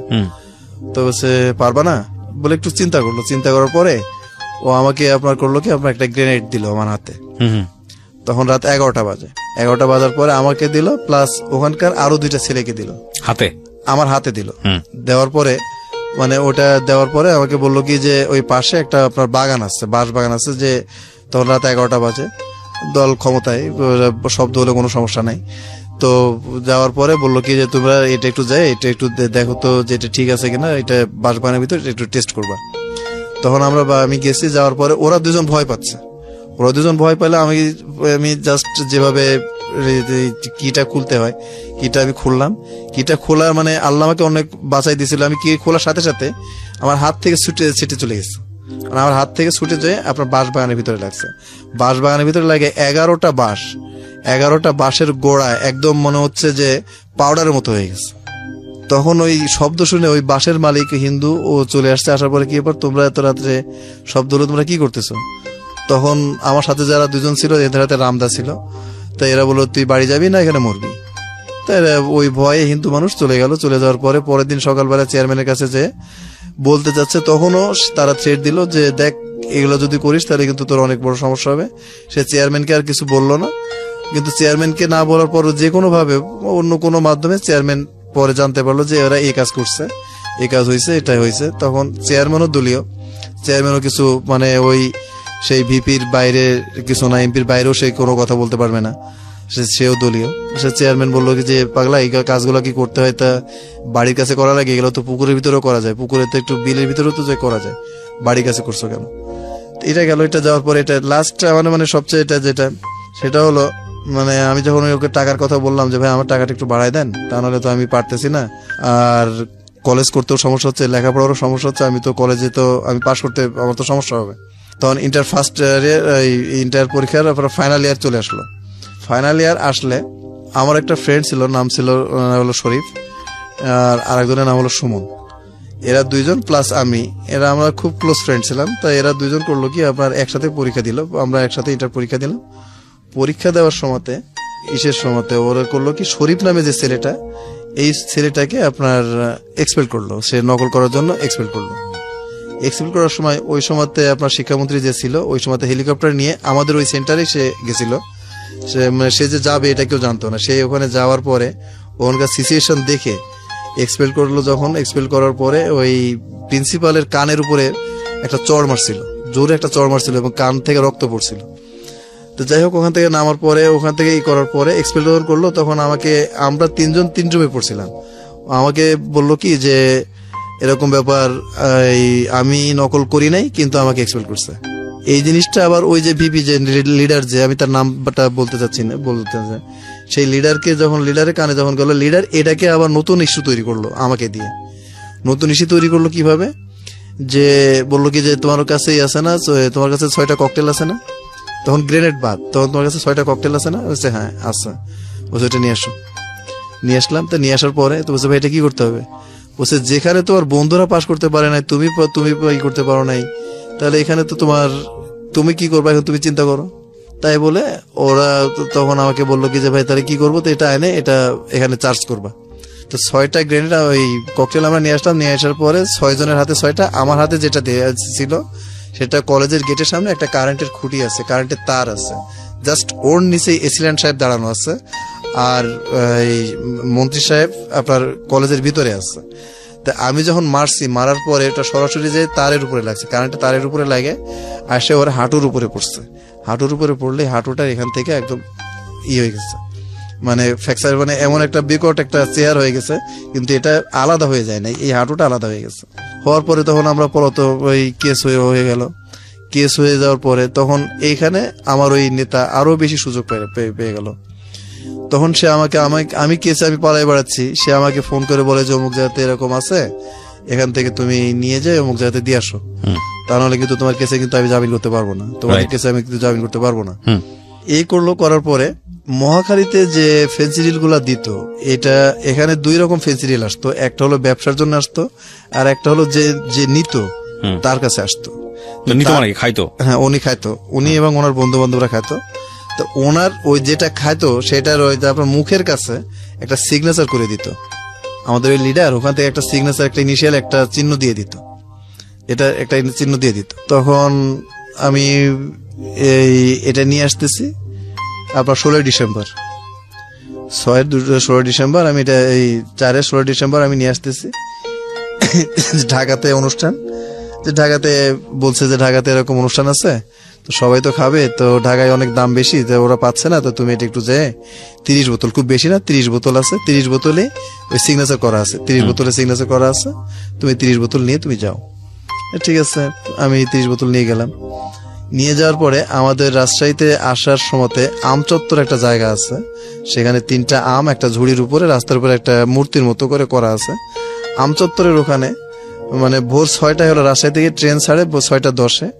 আমি তার এই ফজরের নামাজটা পড়ছি, পড়ে আমি একটা অটো নিয়ে আমি চলে আসতেছি। আসার পরে দেখতেছি যে অন্য দিনও আমি তো নিয়ে আসি, কিন্তু কোনো সময় পুলিশ চেক করে না, কিন্তু সেদিনকে পুলিশ চেক করতেছে, একটা একটা করে গাড়ি চেক করতেছে। আর ওই সময় তো আমার মাথায় চুল ছিল না, আমি নাড়া ছিলাম, আমার মাথায় চুল ছিল না। তখন দেখতেছি গাড়ি চেক করার বাদে আগে মাথা খুলতেছে, শীতের সময় মাথা খুলে দেখতেছে কার মাথায় চুল আছে বা কার মাথায় আছে। তখন আগে এসে আমাকে কি জিজ্ঞেস করলো তোমার নাম কি, আমার নাম জাহিদ। দেখি তোমার মাথা দেখে বলে যে চুল নাই। তখন আর কোনো কথা না বলে সোজা অটো নিয়ে আমাকে থানায় নিয়ে গেল। থানায় নিয়ে যাওয়ার পরে ওই ব্যাগটার ভিতরে আপনার 30 বোতল ফেন্সিডিল, আর হলো একটা আপনার 303 আপনার ওই পিস্তল, মানে লেদে তৈরি করা, এটা ইন্ডিয়ান না, এটা বাংলাদেশের লেদে তৈরি করা, আর 6টা বুলেট, 303 6টা বুলেট। এটা আপনার আমার ওখানে নিয়ে গেল। নিয়ে যাওয়ার পরে আমাকে ওখানে নিয়ে গেল 6:30 সময়তে আমাকে থানায় নিয়ে গেল। 6:30 সময় থানায় নিয়ে গেল, 7টা বাজে নাই, 6:30 সময় নিয়ে গেল, 7টা বাজে নাই।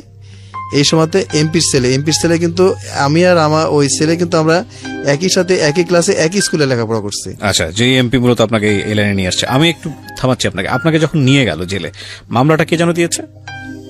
মামলা তো ফার্স্টে দেয় না, এটা তো আমাকে নিয়ে গেল ফার্স্টে। আচ্ছা, সতর্ক করার জন্য আমাকে ফার্স্টে নিয়ে গেল, যে মামলা তো হবে পরে। আচ্ছা, নিয়ে গেল। নিয়ে যাওয়ার পরে এমপির ছেলে যে ও থানায় গেল, তখন 7টা বাজে। তখন আমি চিন্তা করলাম আমি আমার বাপকেই তো বলি নাই, আমি আমার মাকে বলি নাই, পুলিশ কাউকে বলি না। আমাকে প্রচুর মারছে, আমাকে এমন মারছে আমার হাঁটু টাটু এগুলো সবকিছু ফুলে গেছে, আর ওইগুলা ফুলে গেছে। নিয়ে যাওয়ার পরে তখন আমি তো কাউকে বলি না, তাহলে এখানে এমপি ছেলে আসলো কিভাবে? তো আমি আসার পরে তখন আমি বললাম কি যে দেখ আমাকে এরকম পুলিশ ধরে নিয়ে আসছে, তো তুই খবর পাইলি কিভাবে, তুই এখানে আসছিস কিসের জন্য? তখন ও আমাকে উত্তর দিল কি যে দেখ এটা থানা, এখানে তুই করে কথা বলবি না। অথচ সে আমার ক্লাস ফ্রেন্ড, প্রথম থেকেই সে আমার সাথে তুই মি করে কথা বলে, আমি তার সাথে তুই মি করে কথা বলি। অথচ সেদিনকে সে থানার ভিতরে বলতেছে যেটা থানা, এটা তুই মি করে কথা বলবি না। তখন আমি ওকে স্যার বললাম না, বস বললাম, যে বস ঠিক আছে, আমার ভুল হয়ে গেছে, তো এটা কি ঠিক করলেন? তো শুধু এটা বলার পরে ও বলছে ঠিক বেঠিক সেটা পরে বুঝবি। বলার পরে ওই একে বললো যে আপনার ওই এসআই যে ছিল, ওসি ছিল না, আপনার ওসির নিচে যিনি থাকেন উনি ছিলেন, উনি প্রাথমিক ইনভেস্টিগেট যিনি করেন, হ্যাঁ উনি ছিলেন। উনাকে বললো কি যে কিছুক্ষণ পরে, টর্চারের পরে কিছুক্ষণ পরে এটা করে দিন, চালান করে দিন, এরা আমরা কোর্ট থেকে জামিন নিয়ে আসবো, এখান থেকে যদি জামিন নিই তাহলে হবে না। তখন আমি চিন্তা করলাম কি যে আমার এগুলো নিচ্ছে, নেওয়ার পরে আমাকে কোর্ট থেকে জামিন দিতে হবে। আমি কোর্টে গেলাম, কোর্টে আমাকে কোর্ট থেকে 4 দিন পরে আমার আব্বা আপনার অনেক কষ্ট করে এই ঢাকা হাইকোর্ট থেকে, মানে অনেক ঘোরাঘুরির পরে, মানে ঢাকাতে আসলো 4 দিন পরে, 16 দিন পরে আমার জামিন হলো। ওরা আমার জামিন করলো না, ওরা জামিন না করে আব্বা জামিন করলো। প্লাস ওই লিডার আব্বাকে শুধু পত্র দেখাই দিয়েছিল যে এখানে যান, এখানে গেলে এটা হবে। এমপি ফোন ধরে না, এমপির ছেলে ফোন ধরে না, চেয়ারম্যান ফোন ধরে না, কেউ ফোন ধরে না। তো ইন দ্য মিন টাইমে আমি জেল থেকে বের হলাম। জেল থেকে বের হলে লিডার যেখানে বসে, ওরা ওদের ওখানে একটা চেম্বার, ওই চেম্বারে বসে ওরা ফুর্তি টুর্তি এগুলো করে, আপনার এই মদ জুয়া হ্যান ত্যান এগুলা সবসময় এগুলো চলে। আর উনি হলো এই যে ডিভিশনাল ল্যান্ড অডিট অফিসার, ওনার অনেক ক্ষমতা, ওনার অনেক টাকা, এবং আপনার আমাদের ওই এলাকাতে সে এখন একটা মুরগির দিচ্ছে, আপনার খামার করছে, যে মুরগির ওষুধ যেগুলো সেটা টোটালটাই সে সাপ্লাই দেয়, এবং সে যথেষ্ট মানে কয়েক কোটি টাকার মালিক সে এখন। অথচ আমি যখন আমার সাথে যখন সে করে, তখন সে কোটি তো দূরের কথা, তার লাখ টাকাও তার কাছে ছিল না। যাই হোক, এটা করলাম, করার পরে আমার হঠাৎ প্রস্তাব লাগলো যে আমি করি। তখন আমি ভাইকে বললাম কি যে ভাইয়া আপনারা আলাপ করেন, আমি একটু প্রস্তাব করে আসি। প্রস্তাব করতে যাওয়ার পরে আমি যখন যেখানে প্রস্তাব করতে গেছি, প্রস্তাব করতে যাওয়ার পরে দেখি আপনার ওই যে ফেন্সিডিলের যে মুখ, যেটা ইনিশিয়াল সিগনেচার যেটা করা ছিল, 3টা মুখ ওখানে পড়ে আছে। আচ্ছা, যেখানে প্রস্তাব করতে গেছি ওখানে পড়ে আছে। আচ্ছা, যখন ওখানে পড়ে আছে তখন আমি ওই মুখটা ওখানে নিয়ে আসলাম। মুখটা নিয়ে আসার পরে মানে আমার আর কোনো হিতাহিত কোনো জ্ঞান থাকলো না। তারপর আমি অত্যন্ত মুখ খারাপ করে ওকে বকাবকি করলাম যে আমাকে ধরাই দিয়ে তুই কত বড় হতে পারিস এটা আমি দেখবো। তোর এই যে ইনিশিয়াল সিগনেচার যেগুলো করে দিয়ে তুই পাঠাইছিলি, তুই আমাকে পাঠালি, আবার তুই ধরলি, তোর কাছে প্রমাণ আছে, প্রমাণ কিন্তু কিছুটা আমার কাছেও আছে। আমি জাস্ট এটা বললাম, কিন্তু আমার কাছে প্রমাণ বলতে সামান্য কিছু রেকর্ডিং ছিল, এই দিয়ে করলাম। কিন্তু ওই সময় যেহেতু দল ক্ষমতায় ছিল, আমার রেকর্ডিং দিয়ে কাজ হলো না, ছবি থাকলে হয়তো পরবর্তীতে কাজ হতো। দিয়ে আমি অনেক চেষ্টা করলাম, অনেক জায়গাতে যে করলাম, কিন্তু কোনো কাজ করতে পারলাম না। পারার পরে ওরা করলো কি, আমার নামে আবার কেস করলো, সরাসরি কেস করলো এভাবে যে এবার ওরা জড়িত না, আমি একা ব্যবসা করি, অস্ত্র ব্যবসা করি, আমার কাছে হিরোইনের ব্যবসা করি, আমি ইয়াবার ব্যবসা করি। এভাবে ওরা আমার নামে একটা কেস করলো। কেস যেদিনকে করলো তার 3 দিন পরে আমাকে অ্যারেস্ট করলো। অ্যারেস্ট করে কত সালে হলো কেসটা? হ্যাঁ, কত সালে হলো এটা? আপনার 5-এ। এটা আপনার প্রথম মামলা? হ্যাঁ, এটা আমার প্রথম মামলা। আমার কেসটা হলো 5-এ। যেদিনকে কেস করলো তার পরের দিন ধরে নিয়ে গেল। ধরে নিয়ে যাওয়ার পরে 1 বছর পরে আমি জামিন পেলাম। মানে ফুল 1 দিন কম, মানে 11 মাস 29 দিনের দিন আমি জামিন পেলাম। 11 মাস 29 দিনের দিন আমি জামিন পেলাম। জামিন পাওয়ার পরে তারপরেও সে জামিনটা পেয়েছিলাম। ঢাকার একটা লোক ছিল, এই ঢাকার একটা লোক মানে আমার এই সমস্ত কাহিনীগুলো শুনে সে ওই রাজশাহীতে বেড়াইতে যেয়ে সে যে কোনো একটা কারণবশত আপনার অ্যারেস্ট হয়েছিল। তারপরে সে ঢাকায় এসে সে আমার জামিনের ব্যবস্থা করে দিছিল। যাই হোক, সে করে দিল। দেওয়ার পরে আমি ওদের সাথে আমার সমস্ত সম্পর্করা দেখলে হয়ে যায়, বাদ হয়ে যায়। তখন আমি চিন্তা করলাম কি যে এদেরকে যদি শাস্তি দিতে হয়, এদেরকে শাস্তি দিতে গেলে একটা পথ দেখি পারি কিনা। সেটা হলো যে এরা যে দল, আমি দেখি বিরোধী অন্য দলে যোগ দিয়ে এদের সম্বন্ধে কিছু করতে পারি কিনা। কিন্তু অন্য দলে যখন আমি আমার এইগুলো করতে দেখলাম, তখন দেখলাম কি যে আমার সাথে আর কতটুকু লিয়াজো, পুলিশের সাথে আর কতটুকু লিয়াজো, ওই দলের সাথে তাদের লিয়াজো আরো বেশি। মানে তারা আমাকে সাহায্য করা বাদে বরঞ্চ তাদেরকে কাছে যদি আমি কিছু বলি, বরঞ্চ তার কানে চলে যাবে, এরকম একটা অবস্থা। তখন আমি তো বাদ দিলাম। বাদ দেওয়ার পরে তখন আমি করলাম কি যে আমি এদের সাথে আর আমি যখন পারলামই না, তখন আমি ঢাকায় আসলাম। যে ঢাকায় আসার পরে আমি বিজিএমইতে একটা কোর্স করলাম। আমার হাইকোর্টের জামিন হলো, আমার অস্ত্র মামলা এবং ফেন্সিডিলের মামলাতে আমার হাইকোর্টে জামিন হলো। জামিন হওয়ার পরে আমি যখন ওই যে ওদের সিগনেচার করা বদল পেলাম, তখন আমি বুঝতে পারলাম যে এমপি পুত্র এবং ওই লিডার এরাই আমাকে এই কাজটা করেছে এবং পুলিশ ওই কাজ করছে। পুলিশকে তখন আমি একটু করলাম যে স্যার আমার জীবনটাকে এভাবে ধ্বংস করেন না, আমার তো স্যার পড়াশোনার সমস্যা হবে, তাই এটা একটু স্যার যেভাবে ব্যবস্থা করতে হবে। তখন আমাকে সে বললো কি যে তুই এলাকাতে থাকিস না, তোর পিছনে কিন্তু অনেক সমস্যা। এই কথাটা বলে আমাদের বাড়িতে যাওয়ার আগে ছোট্ট একটা খাল ক্যানাল আছে, এখানে একটা ব্রিজ আছে, এই ব্রিজের উপরে আপনার 6-7 জন দেখি দাঁড়ায় আছে। আচ্ছা, এই 6-7 জন মিলে করলো কি আমাকে ফার্স্টে ডাক দিল জাহিদ। আমি মোটরসাইকেল চালাই নিয়ে যাচ্ছিলাম, ওখানে একটা মোটরসাইকেল ছিল, যে আমার একটা গাড়ি ছিল, মোটরসাইকেল যে আমি জামিন নিয়ে আসছি, তাই বাড়িতে তো খুশিতে যে আমি একটু বাড়ি থেকে মোটরসাইকেলে দেখা করে আসি। তখন বলছে জাহিদ দাঁড়া। তখন আমি বলছি কি দুলাল, তখন বলছে দুলাল বলিস না। এই কথা বলার পরে স্যার ওরা আমাকে স্টেপ করলো স্যার। ও মাই গড স্যার, এখান থেকে আমার এই সাইড থেকে স্যার বডি বের হয়ে গেছিল এখান থেকে। মাই গুডনেস, আমি ছবিটা দিব ফেসবুকে প্রিয় শ্রোতা স্যার আপনাদের দেখার জন্য। এখান থেকে স্যার আমার হয়ে গেছে। স্যার একটু দাঁড়াই, শিওর। আমি আপনাকে বসতে বলবো কারণ মাইক্রোফোনে পাচ্ছি না, আমি আপনি দাঁড়িয়ে দিয়ে দেখাচ্ছেন আমাকে। আমি যে ছবিগুলো উনি দেখাচ্ছেন প্রিয় শ্রোতা, ঠিক আছে আমি কিছু স্ন্যাপ তুলে রাখবো, আপনি গল্পটা করেন, আমি ছবিটা। এখান থেকে স্যার আমার বের হয়ে গেছিল স্যার। এখান থেকে যাওয়ার পরে স্যার পড়ে গেলাম, পড়ে যাওয়ার পরে স্যার আমাকে এখানে একটা কোপ দিচ্ছে স্যার, যে টেস্টিকল যেটা স্যার, টেস্টিকল কিন্তু স্যার কাটা। ও ভয়ঙ্কর ভয়ঙ্কর। আমি ছবিগুলো দেখাচ্ছি, দেখেন একটা মানুষের কোথা থেকে কোথায় চলে যায়। আচ্ছা, মানে আপনাকে মেরে ফেলার জন্য ওরা করলো কি ব্রিজের পর থেকে আমাকে নিচে ফেলে দিল। নিচে ফেলে দেওয়ার পরে একটা কুকুর স্যার, আমার বাসার একটা কুকুর, আমাদের বাসায় একটা কুকুর বারবার করে এই কুকুরটা করতেছে মাইক্রোফোনের সামনে, বারবার করে কুকুরটা আমার কাছে আসতেছে। ওরা আমাকে মেরে ওরা ওই খালের ভিতরে ফেলে দিচ্ছে। ধারণা হয়ে গেছে ওরা আপনি মারা গেছে। আচ্ছা, এবার স্যার এই যে পিছনে যে কোপটা দিছে এটা হলো সবচেয়ে বেশি সিরিয়াস ছিল। এটা হাই এখানে এটা টেস্টিকল যেটা। ওকে ওকে। তো দেওয়ার পরে স্যার এটা করছে, করার পরে ওরা জানে যে মারা গেছে। তখন ওরা এই কুকুরটা স্যার বারবার করে আমার কাছে আসতেছে, ঘেউ ঘেউ করে ডাকতে করতেছে, আর আমার বাসায় চলে যাচ্ছে। তখন মানুষ লাঠি নিয়ে বের হয়েছে, কি ব্যাপার, কুকুর তো এভাবে তো ডাকে না। আসে দেখে যে ওখান থেকে রক্ত দেখা যাচ্ছে, কিন্তু আমাকে দেখা যাচ্ছে না, কচুরি পানার ভিতরে আমি পড়ে গেছি। ওখান থেকে তুলে নিয়ে সাথে সাথে ওখান থেকে তুলে নিয়ে তখন যে সেই ছিল ওই আমাদের বাসার কাছে একটা আপনার স্বাস্থ্য কমপ্লেক্স ছিল, হেলথ কমপ্লেক্সের যে অ্যাম্বুলেন্সে করে আমাকে রাজশাহী মেডিকেলে নিয়ে আসলো। রাজশাহী মেডিকেলে আনলে রাজশাহী মেডিকেলে এমপি সাহেব ফোন করলো ওকে যেন রাজশাহী মেডিকেলে ভর্তি করা না হয়। সাথে সাথে ওই অবস্থাতে আমাকে ঢাকায় নিয়ে আসা হলো স্যার। ঢাকায় নিয়ে আসে স্যার, ঢাকাতে আমাকে নিয়ে আসলো, ঢাকায় নিয়ে এসে ঢাকা সরোয়ার্দিতে ভর্তি করলো স্যার। ঢাকা সরোয়ার্দিতে ভর্তি করার পরে এরা করলো কি স্যার, মানে আমার জীবনের স্যার সবচেয়ে বড় কষ্ট যেটা স্যার, যেই এই কষ্টটা স্যার আমি কোনোভাবে আমি করতে পারতেছি না, সেটা হলো স্যার আমার যে ব্লিডিংটা হয়েছিল। আমার ব্লিডিংটা হওয়ার পরে স্যার এরা যে আমাকে এখান থেকে যে ব্লাডটা আমাকে দিল, এই ব্লাডটা স্যার টেস্ট করছিল না, এই ব্লাডটা স্যার ছিল থ্যালাসেমিয়া ভাইরাস। ওহো, এখন স্যার আমি থ্যালাসেমিয়া ভাইরাস নিয়ে ঘুরতেছি স্যার। প্রতি 3 মাস পর পর স্যার আমার রক্তের সমস্যা হয়, প্রত্যেক পশমের গোড়া থেকে রক্ত বের হয়, প্লাস প্রত্যেক শরীর থেকে রক্ত, মুখ থেকে রক্ত বের হয়।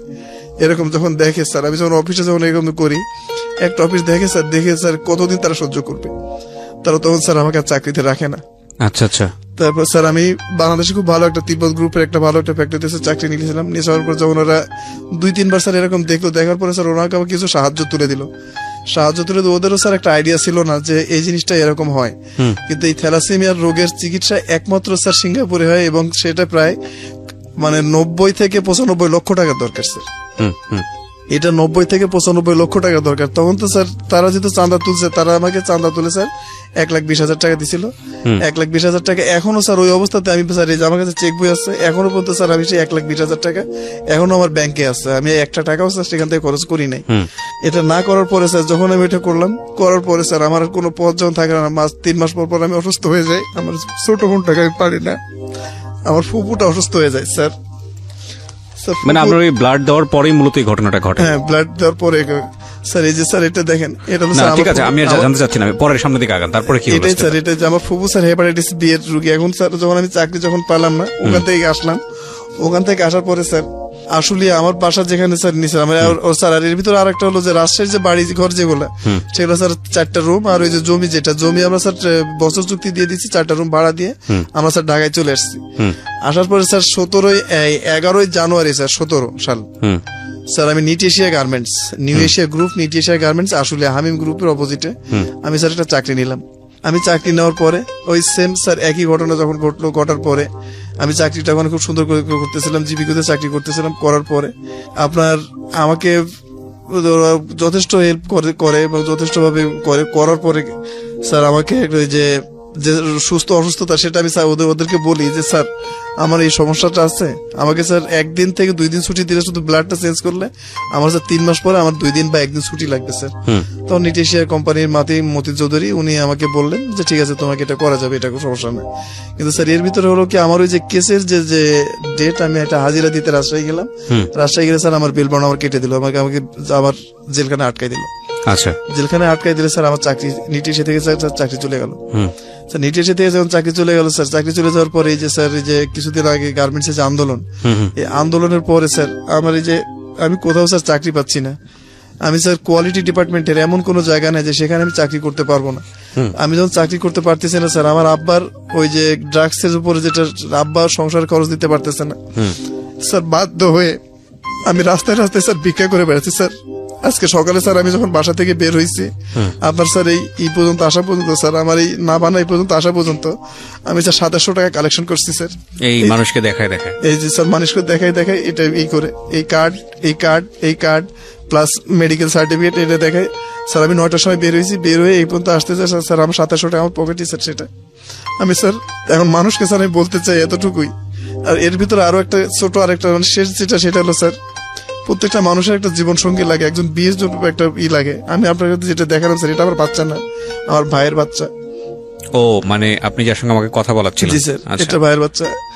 তো আমার বোনকে আমার বোনের আমাকে ওরা সবাই মিলে বললো যে দাদা আব্বার বয়স হচ্ছে, আব্বা যখন বিয়ে করবে না তখন তুই তাহলে বিয়ে কর। তখন স্যার করলাম কি যে আমরা বিয়ের জন্য ঠিক আছে তুমি বিয়ে তোমরা দেখো, আমি সংক্ষেপে বলি স্যার কথাটা, বিয়ে দেখো তোমরা যদি পছন্দ হয়, আমার দেখাতে কোনো নাই। তারপরে স্যার আমি আমাদের স্যার ওই যে গরুটার কথা বললাম, গরুটা আমরা স্যার কাওলাতেই নিয়ে আসছিলাম। আমাদের এই গরুটার স্বভাব ছিল কি স্যার, আমরা এই বাথরুমের ভিতরে এই গরুটা মানে গোয়ালের ভিতরে গরুটা কোনো সময় পায়খানা প্রস্রাব করতো না, কোনো সময় গোয়ালের ভিতরে করতো না। ওকে যতক্ষণ পর্যন্ত বাইরে না বাইর করবেন ততক্ষণ পর্যন্ত করতো না। এই জন্য খুব ভোরবেলাতে আমাকে করতে হতো।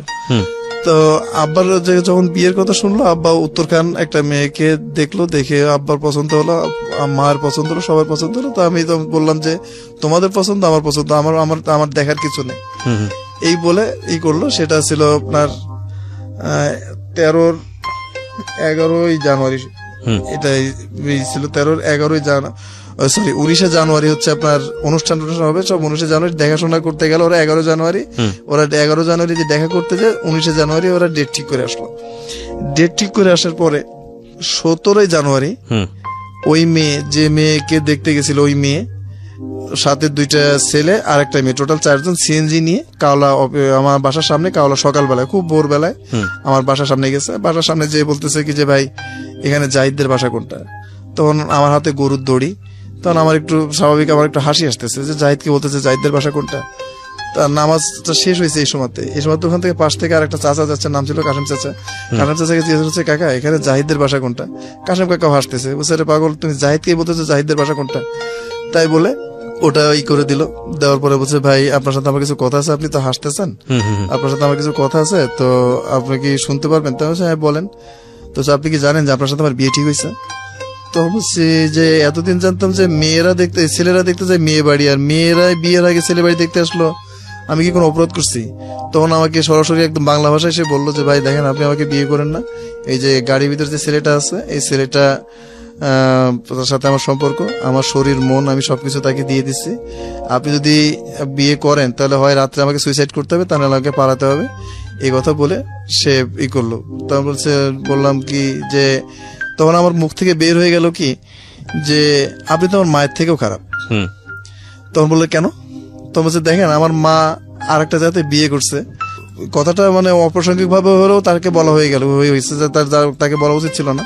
তো আমাকে বললাম যে দেখেন মা, আমার মা আরেকটা যাতে বিয়ে করে সে তার সাথে সংসার করতেছে, তার সাথে যা করা সেটা করতেছে, কিন্তু আপনি বিয়ে না করে একটা মানুষকে আপনি দেহ দিয়ে দিলেন, আপনার মন দিয়ে দিলেন, এটা আপনি তো আপনার মায়ের থেকেও খারাপ, আমার মায়ের থেকেও খারাপ। এ করছে কি, তখন আমি বাসা থেকে চলে গেছি, ঠিক আছে আপনার আব্বা আমাকে পাঠাই দিয়েন, এই বিয়ে হবে না, এটা আমি ম্যানেজ করবো। তখন ও আমার পাশের বাসাতে যারা ছিল এরা সবাই কাছে গেছে, যে সব কিছু ঘটনা শুনছে, শোনার পরে এই বাড়িতে যে বলছে যে আমি ওই বাড়িতে বিয়ে করবো না। কেন করবে না?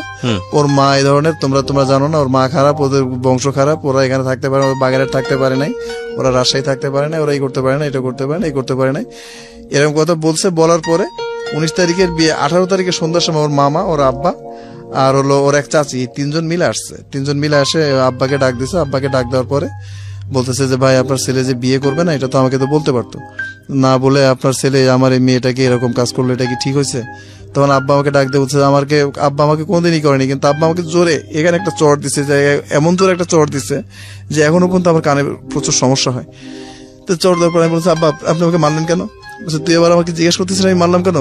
তখন ওই মেয়ের বাপ আমাকে সরাই দিল, দিয়ে বলছে তুমি আমার মেয়েকে কি বলছো? বলছে আপনার মেয়েকে তো আমি কিছু বলি না, আপনার মেয়ে এই সমস্ত কাজ করছে, আপনার মেয়ে ছেলেকে নিয়ে আসছে, তার সাথে এই আল্লাহর কি রহমত। ঠিক এই সময় তো আমরা কথা বলতেছি, এই সময় তো মেয়ের মা ফোন করছে যে মিতার আব্বু, মিতা নাই, মিতা বাসায় চিঠি লিখে মিতা পাড়ায় চলে গেছে। তখন আব্বা বলতেছে যে আমার ছেলেটাকে যে আমি মারলাম, আর আপনারা যে কাজটা করলেন, এখন আমি কি করবো? আগামীকালকে আমাদের সমস্ত কার্ড টার্ড দেওয়া হয়ে গেছে, একটা টোটাল বিমানবন্দরে কতজন স্টাফ থাকে এটা তো আপনি ভালো করে জানেন, কার্ড টার্ড দেওয়া হয়ে গেছে, এখন আমি কি করব? আমার তো বিয়ের তো আমার তো সময় নাই। তাহলে আপনি ভাই, আমার সংসারেরও এরকম একটা সমস্যা, তা আপনার আমাকে একটা কাজ করতে হবে, সেটা আপনি একটু কালকে যেভাবে হোক আমার এই জায়গাতে আপনাকে একটু আসতে হবে, অনুষ্ঠানে আপনার একটু আসতে হবে। তো অনুষ্ঠানে আসতে হবে, আসে আপনি একটু মানুষকে যদি না বলেন তাহলে আমার ছেলেটার জীবন নষ্ট হবে, আমার মান সম্মান তো গেছে, আমার ছেলেটার কোনো সময় কোনোদিন বিয়ে করতে পারবে না। তো আল্লাহ, যাই হোক আল্লাহর রহমত ছিল যে সেই মেয়ের বাপ আসছিল বিয়ের দিন সবাই গিফট টিফট নিয়ে আসতেছে, কিন্তু আমার বোনটা একটা গেটের এক কর্নারে, আমি এক কর্নারে দাঁড়ায়, মানে আমাদের দুজনের বুক ফাটে যাচ্ছে, কিন্তু ওর চোখ দিয়ে কষ্টের পানি বের হচ্ছে যে কি হচ্ছে এগুলা। তো বলার পরে স্টেজে উঠছে ওই মেয়ের বাপ মাইক নিয়ে বলতেছে দেখেন এরকম ব্যাপারে ছেলেটার কোনো সমস্যা নাই, আমার মেয়ের সাথে এই ছেলের বিয়ের কথা ছিল, কিন্তু আমার মেয়ে কালকে রাত্রে পালায় চলে গেছে। এই বলার পরে আব্বা আর ওকে কোনো কথা বলতে দেয় নাই। তখন আব্বা বলছে কি যে আপনারা যে গিফট নিয়ে আসছেন, দয়া করে আপনারা এই গিফটটা রিটার্ন নিয়ে যান, এই গিফটটা এখানে দিয়েন না। আমার এই আব্বা মারা গেছে অনেক আগে, তো আমার বাপের মিলাদ হিসাবে আমরা আজকে খাবারটা আমার বাপের মিলাদ হিসাবে আমি হুজুরকে নিয়ে আসছি, আমার বাপের মিলাদ হিসাবে আমরা এটা দিয়ে দেবো। তারপর থেকে বিয়ের চিন্তা আমরা করি না। কিন্তু স্যার এখন আমার সমস্যা, স্যার আমার এই যে রাস্তায় স্যার আমি অনার্স কমপ্লিট করছি, স্যার অনার্স কমপ্লিট করে আজকে রাস্তায় স্যার আমি ভিক্ষা করতেছি, কার অপরাধে? স্যার আমার কি অপরাধ ছিল? এই যে একটা জীবন না, কল্পনাই করা যায় না। মানে আপনি আজকে যে জায়গাটায় দাঁড়িয়ে আছেন, আপনি বিয়ে শাদী করতে পারেননি, বয়স হয়ে গিয়েছে, আপনার শরীরে এতগুলো স্টেপ, এগুলো দেখলেও প্রত্যেকটা মানুষের কাছে জবাব দিতে হয় যে কেন এতগুলো স্টেপ। মানুষ বিশ্বাস করে আপনার জীবন আদৌ আসবে কিনা সেটাও একটা প্রশ্ন। এবং দ্বিতীয় কথা হচ্ছে মামলা তো চলছে, ঝুলন্ত অবস্থায় এখনো আছে, সেই মামলার রেজাল্ট কি দাঁড়াবে জানি না। মামলাটা কি অবস্থায় আছে এখন? মামলা সম্ভবত রায় হবে। ট্রায়াল চলছে। ট্রায়াল কি ফেস করেছেন? ট্রায়াল মধ্যে আপনার সাক্ষী চলতেছে আর কি। আচ্ছা, তো কতদিন যাবত চলছে মামলাটা? আপনার 4 বছর হচ্ছে। 4 বছর।